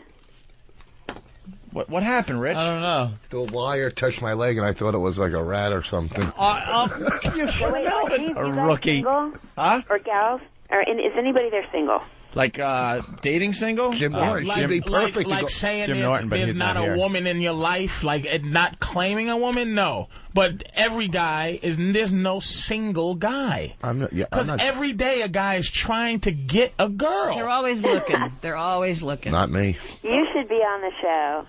Because we could talk about getting girls and girls getting guys. You don't get guys. And then guys. at what point do you decide, okay, you know what? What are you doing to get guys, Lisa, besides just existing? What are you doing to get a man? She's going on dates. She's finding alternative methods in which to meet guys. She's not doing shit but breathing. She's doing more than breathing. She's doing more than breathing. She's making a decision on who gets to be with her. She's doing what she can to find love, Patrice. To get a man. How do you get a man? How? She stays in shape. She's let pretty. Lisa talk. No, people are coming to me, and at the same time, I'm just getting to develop my life. I'm working on things in my career still. I'm working on a new album in the studio. I go to the gym. I'm maintaining mentally, spiritually. I'm maintaining until I find the guy who's worthy of me saying, okay, mister, you have no... All right, forget it. This is what you'll hear Saturday on Patrice's Love Advice Show. Yeah, he's got a twisted way of looking at relationships. It's just nothing. I'm looking at her. She's 37, right? But this picture's so sexy. But this is a picture that should be of a 20-year-old or a 19-year-old. Like, hey, watch out! I'm pulling the little titties are popping out. I still got it, y'all. But you're 37. You got some skills to get. And no offense, I haven't been trashing you. Wait, I have some skills to what? But what's she supposed to bring to the Including that table? word. What are you talking about? I'm saying to you, Lisa, you are getting of an age where you have to learn. You're sounding like a 20-year-old going on dates. You're Right, so almost finished. I'm saying you are acting like you are the prize you were back in the day when you wore poodle skirts. Now you're 3 years away from the big retirement age for women, which is 40, and you're walking around like you're making decisions. Whatever. No. Enjoy. I don't agree with you. All right, let Lisa talk here. I'm not. All right, hold on. Let her talk. I'm listening to. This is annoying. Hilarious. No, wait. This is actually hilarious. I want to know what you're talking about. You're making comments, but I want to know how that can actually apply to me and how can it help me. It can't apply to you unless you want it to apply. Meaning the fact. You have to give me some content and information in order for it to apply. I'm going to give you the context. The context is stop going on these dates. No, not context. content with an N. The content of it? The content of it is stop going on these dates with the idea that it's about you. You're at an age now, it's about a guy. Right, you have so what does that mean exactly? Because that doesn't make any sense. It makes a perfect sense. And the fact that you're just denouncing it, saying it doesn't make sense, doesn't mean it doesn't make sense, wait. Lisa. So explain to me, give me a scenario and say, this is how that date could have been more about the guy. Maybe make that decision that instead of, like we was talking about, if a guy lived in a basement, okay? And how, instead of, this is what I'm saying, the difference between a man and a woman in this. When a man meets a woman who's a loser, men build that loser up until that girl is his woman. Now, if you go out and you meet a loser, see, you're trying to hit the lottery. You're trying to meet a winner and go, boing, I won. Right. But you're not trying to do anything to kind of create something for yourself. So you want me to change a man? Basically, most men say that is absolutely the wrong idea because men hate to be changed. You don't want to meet somebody and change them. That is the worst situation. Think about it. Men bitch and moan more about anything than women who try to come in and change them. No, the ultimate relationship. I agree with her, actually. Yeah. You notice people's flaws and you notice people's upsides and what's great and what's strange, and you accept them. Well, here's and you appreciate them, and maybe there's a couple things here and there that you have suggestions for each other, but you want somebody who you can love as they are. A guy does not want you to come. But you just said you didn't love a guy as he is. If a guy comes in and he's a hard-working plumber, you go, I love this hard-working plumber, as long as this motherfucker don't stay one. See, no, see how terrible that is? You want me to go in there and say, find a guy and make him the right guy. Yes. That's ridiculous. Why would I want to do that? But you're searching for the right guy. That's what my point is. My point is, men, we get, like, okay, Opie's don't want to be changed. Come on. I didn't say change a man.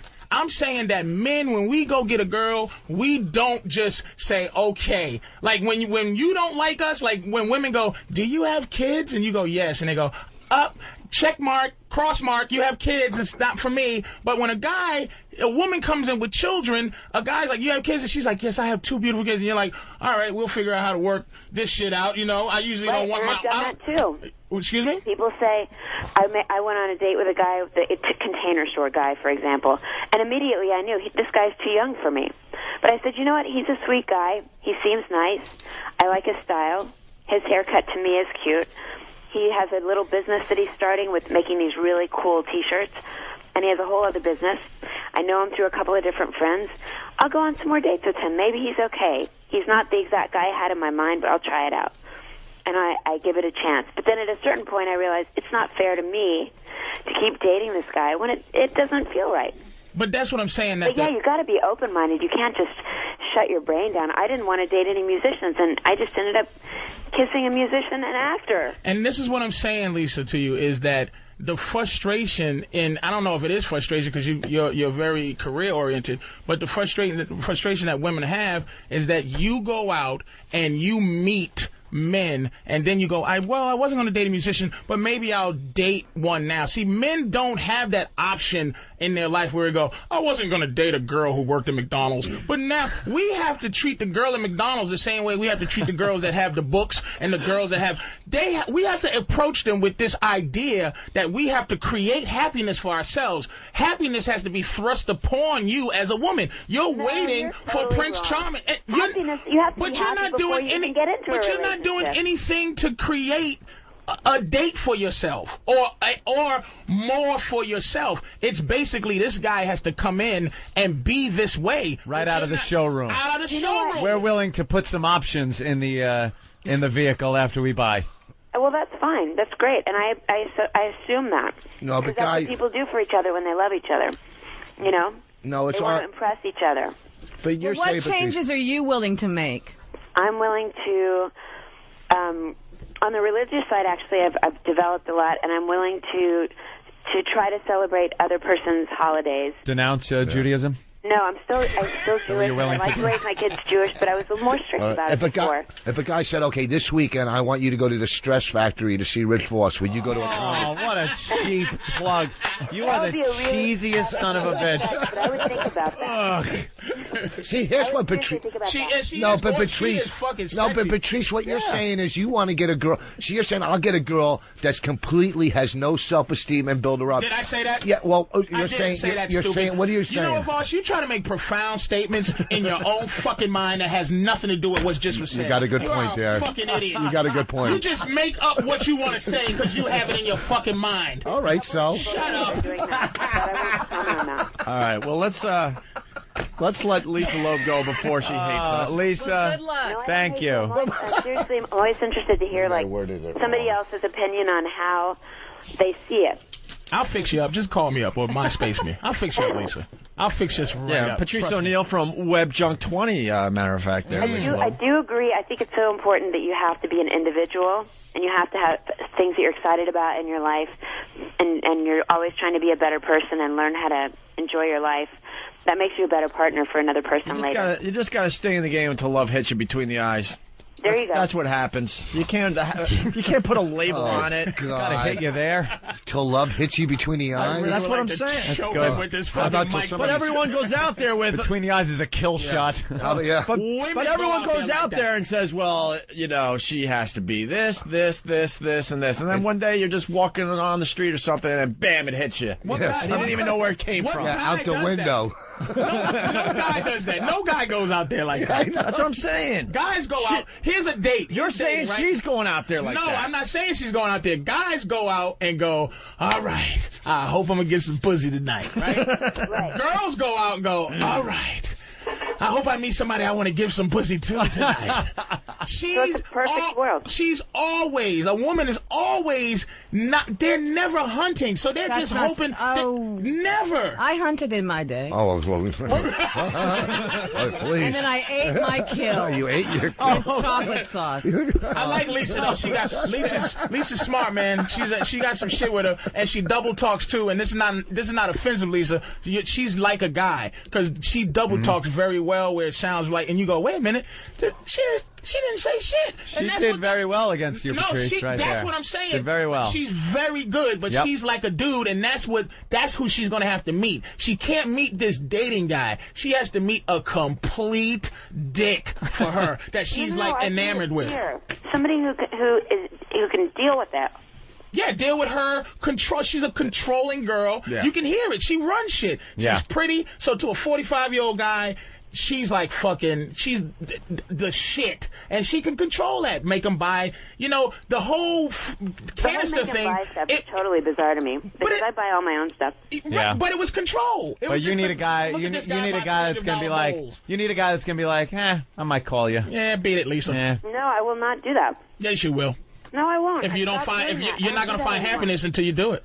I recently took someone out of my cell phone because I didn't want that anymore. Yeah, because you were scared because he did it for you, and you had a little twinge down between the thighs because you met a guy that had you actually thinking of him. Actually, and you erased his number. Actually, you don't call. There was an episode where the guy was on a cell phone the whole time. You liked him more because I think he wasn't giving you as much attention. He didn't give a shit about you. And then when I stopped and thought about it for a second, I'm like, are you kidding me? I'm not going to deal with this. But that was why at first you were more interested in him, I think. That's your fear of being the woman. That's your fear of nature, because that's your nature, is to be like, look at your man with that big blinky eyes, I love you. I love you, booby. And that's how you really want to be. You can't be Miss Tough #1 single and at the same time love a guy. It ain't going to happen. Really? Why is it going on now, Lisa? Because I'm still looking. Yeah, there's a second season that has to be filmed. I was just going to say. I know how this TV works. And no offense either, Lisa. I love you. And #1 OBGYN. Oh, we're almost done. What? No, I'm just kidding. I said I'm sorry. OBGYN. And no offense, Lisa. That was exciting, baby. Listen, you were excited. This girl's good looking. She's intelligent. She's going to meet the right person. I'm telling you, I watch the show and I go, if I was single, I guarantee I would try to go out with her. But that's no fucking big deal for you to say that. Let's let Lisa go because we want her to call back someday. Why? Oh, no, Lisa. Lisa, I give you a lot of credit, man. We beat you up and you hung right in there. She's a trooper. You did all right. I love her. You like black men, Lisa? Huh? Are you It's racist? so early. I just woke up. No, you did great. Thank you. All right. Thank you, Lisa. So We'll talk to y'all soon. This picture's delicious. It's on the E! channel. It's #1 single with Lisa Loeb. Right. Oh, and I have a new album out. The very best of Lisa Loeb. You gotta say that. Really? Yeah. All right, the very best of Lisa Loeb. What, does the song stay on there 18 times? It is. Oh, Jesus Christ, Opie. It's a bunch of remixes. What happened is every date on the show reinterpreted the song and... There you go. No, it's not. It's a bunch of other songs. Some you heard on the radio, some you have not heard on the radio. All right, Lisa. Thanks for being a good sport today. Thanks, you guys. All right, it's Lisa Loeb, everyone. Take care. Bye. Cool. Hey, Lisa was pretty cool. She's cool. Yeah, she's a good girl. She took your shit, Patrice. She's a good girl. Dishing that misogynistic ass out of your mouth. And you know what? And it always, you can't beat nature. You can't beat it. I'm not trying to say, hey, this is my fit. You cannot beat nature. That's why people are going to listen to your show. You whittle things down to a primal level that is so primitive and just, here's men, here's women, and if you don't agree with me, go fuck yourself. There's no nuance. There's no exceptions to rules. You have relationships figured out like a mathematical problem that is exact. It is done. There's no art to it. There's no form. It's It's math. That's what I love about you. It's what sharks do. They swim, and if there's a baby floating, it eats it. Yeah. You can't go, oh, that shark, he should be taken for psychological evaluation. He is what he is. Maybe the shark's looking for something else in the foot. No, he's looking to eat. Is looking to eat. Right. This girl is like as sexy as she, as smart and as quick as she is. She does not want a guy that fucking, You can't love until you love yourself. She doesn't need a guy who'll buy her bowls. She needs a guy to go, $300 bowls, bitch. I'm going to put this on your head. Where's the Lisa Loeb greatest hits, by the way? I've been in radio for 20-some-odd years, man. I can't find a second. I think Lisa Loeb has more songs. Maybe there's 18 tracks on this. I see she's Stay. a funny girl. Maybe that was a joke. And she burns Stay in the middle of the greatest hits. Is that the greatest hits right there? It's the 10th track is Stay. Opie, maybe it was a joke, because she's a funny chick, so maybe that was a joke that she put greatest hits. The very best of Lisa Loeb. Why don't you try to fix her up with Norton? That would be a great date. Yeah, that'd be great. A little bukkake on those glasses. Wonderful. The Lilith Fair. Ain't gonna happen. She was huge on the Lilith Fair. Remember the Lilith Fair? All right, why don't we take a break and end with Adrian Frost and I Hate Other People's Kids. We'll get back into that in a few minutes. All right, we got about 15 minutes left in the show, and then we'll pack it up. And then the Opie and Anthony lifestyle thing will continue on Pal Talk. Whatever everybody does afterwards. There you go. That was fun with Lisa Loeb. A lot of that shit, a lot of that stuff is also produced, obviously. It's a reality show. Well, she admitted that. She's trying to make TV as well. It's one of those shows that just annoys me. I can't believe you actually like the show. I don't watch it because I like it. Opie watches shows that he hates. I watch shows to be annoyed. There's a new one. Annoyed. I don't know if I'm annoyed by it, but I can't stop watching. It's called Date My Mom on MTV. We got to get audio. Yeah. Oh, that's right. You do Best Week Ever, so you have to watch all this stuff. I'm pretty much forced to TiVo and watch all I was trying to explain Date My Mom to Anthony. It's amazing. Yeah. And the writing. They're writing all the lines for the moms, the potential girlfriends. And Are the moms hot? And the guys, some are. But that's what's tricky. If you're going for the hot mom thinking she's got the hot daughter, you're screwed. Oh, sometimes you get a lemon. Oh, yeah. In there. Big time. Well, did you see on Flavor of Love? Did you see the episode where he met their Hoops' mom? Yeah. And he was all up on... Yeah, she's a white version of Hoops.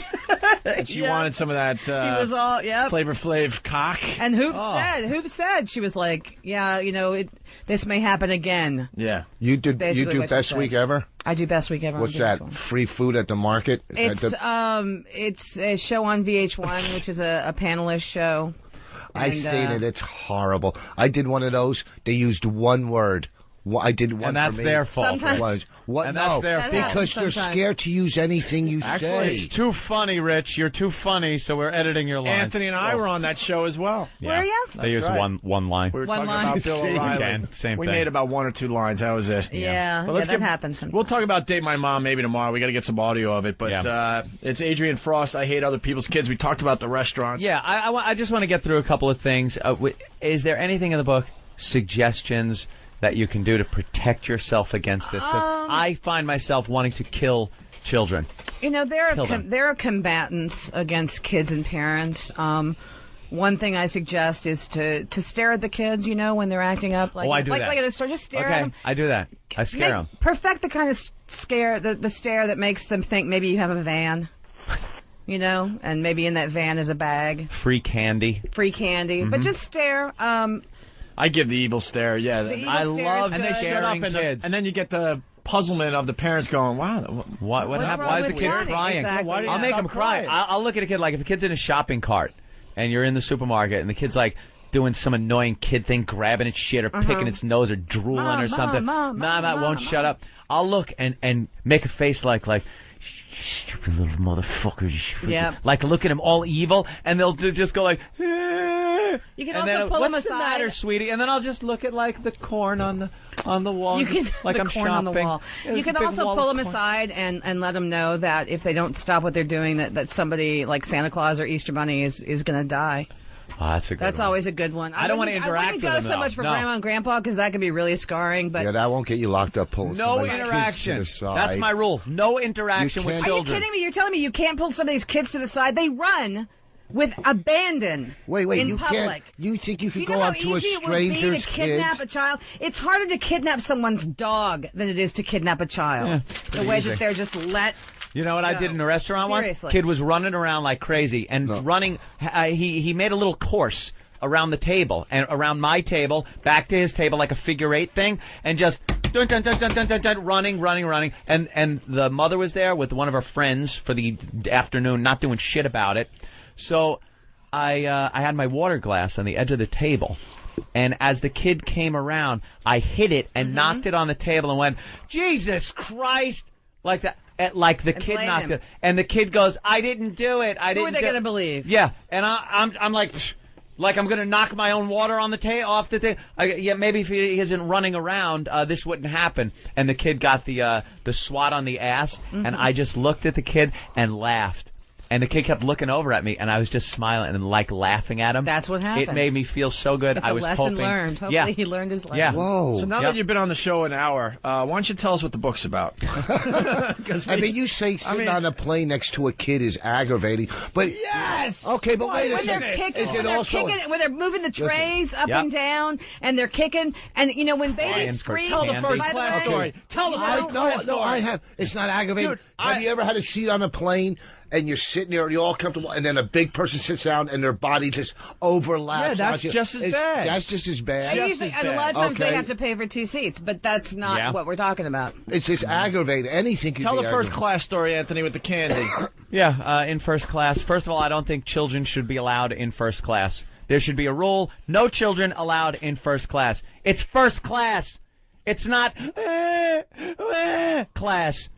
We go in there, we're sitting, and this woman comes in with a kid, and the kid is screaming for candy. I want candy, I want candy, I want candy, I want candy, I want candy, I want candy, I want candy, I want candy. You know what you do at that point if you're a mother? Give Shove them so the much fucking candy in the candy. fucking kid's mouth. The whole flight. There's a Hershey. Just keep shoving it in. Did you threaten them with water? You don't try. Yeah, I'll spill it on you. He You knocked don't his water try. over. You don't try But she to teach a obviously- child a lesson at that point by going, no, it isn't candy time. No, it's not the time for it. No, you've been bad, so you don't. This no, is what we watched You for like a- appease your little fucking organism for the safety and sanctity of the rest of the aircraft.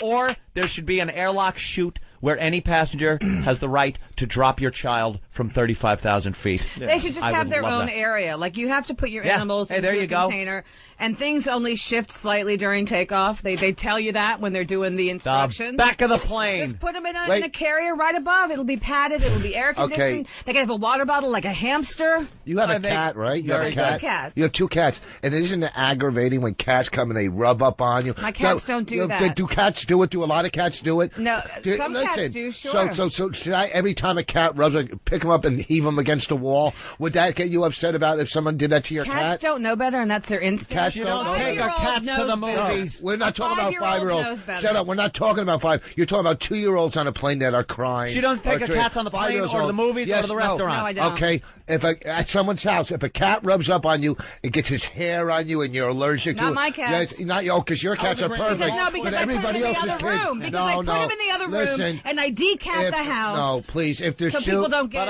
if the shoe fits, eat it. Let me tell you something. I got to go with Rich on this one, though, against you for a second. You're talking like a parent with their kids. Yeah. Not my cat. Yeah, not my cat. Because we not put my him in the other room. That's why I'm saying that. You know what? Put him in the other room. Doesn't matter. No. Doesn't matter. The cat hairs are still cat there. hair. When I leave anyone's house with a cat, then we decat the house because we have friends who are allergic. What do you mean you decat the house? Impossible to completely decat a house. You know how you decat a house? Get rid of your cats. That's how you decat them. Nothing wrong with kicking a pet. We try to be respectful. We make an effort to be respectful. You're talking about 5 and above. But you do know when you go to her house what you're expecting. If I go to a house with a child, for another thing, if I go to a house with a child, candy wrappers all over the floor. I can't get mad. I can be mad, but I can't really. Because you're entering their environment. That's their domain. Keep your kids locked in this house. I'm fine with it. It's when I'm out and about. There's a part in the book that caught my interest. Okay. It's titled "Guess What Blank Did." Yeah, and I say unless it's cured cancer, I don't give a shit. Bravo. Everyone's got a story how genius their kids are. Guess what little Johnny did today? Died, I hope. Exactly. It's like, you know what he did? He popped his own top on the Coke can. Big fucking deal. Ooh, motor skills. Oh, wow. Wonderful. That's great. Unless That's great, if a box of toothpicks falls on the floor and Johnny can tell me how many are in them and still in the box, then I'll be very thrilled. I want to hear about that. No one cares.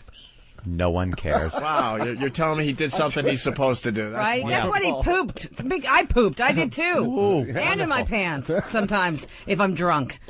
Do we want to applaud that? Jesus. Do you roofie yourself so your husband will fuck you? Yes. Holy shit. Rich just can't leave it alone, man. And the worst part is that my first instinct was just to answer honestly. And I said yes. Yeah. Damn it. Damn it. Jesus. I want to cover that up. Roofie yourself. Got me again. I do it when I masturbate, for God's sake. Do you do? You're not having kids because you hate kids, or you can't have kids? I can't have kids. You can't. The truth is that I can't. Oh, that's sad. Now, thank you for bringing the show. Now it's pathetic, right? Now, thank you for bringing the show to a dead halt. Now you can't have kids. Now you brought the whole show down. But that's you're going, okay, all right. Oh, you know what? Ouch. Terrific. But see what? I'm going to make a book called I Hate Cookies, because I can't have them Because you can't eat them. Because you got the diabetes. I hate Jell-O.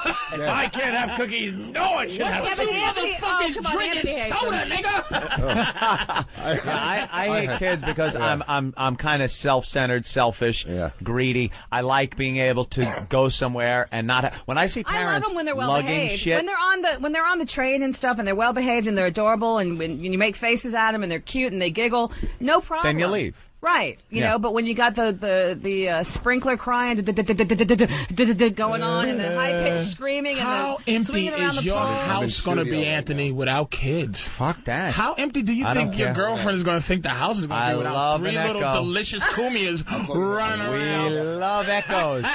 We love an echo. And if the room's too quiet, there's plenty of walls for another plasma television set instead of a fucking crib or a baby thing or a college fund or anything else I gotta save for. When I want a goddamn Jaguar in the garage, I get a Jaguar in the garage because it doesn't have to be a goddamn college for a goddamn kid. When your girl peeks out the window and sees the other kids and they were playing, and she gets that longing look, she's not gonna say shit because she knows how much you hate kids, but she's gonna peek out. She's gonna be like, "Daddy, why can't I ride a bike?" And he's gonna say, "Because you can't have one." I'm with Patrice because I gotta tell you, 12 cylinders. Hold on. I'm in love with my car. He reminded me of something. You know, my house where I grew up for forever. I'm one of 7 kids, so our house had all the activity, right? And we lived next door to a couple that didn't want to have kids, and it made sense when they were young and stuff. But we were in this house for well over 20 some odd years, and they were our neighbors for 20 some odd years.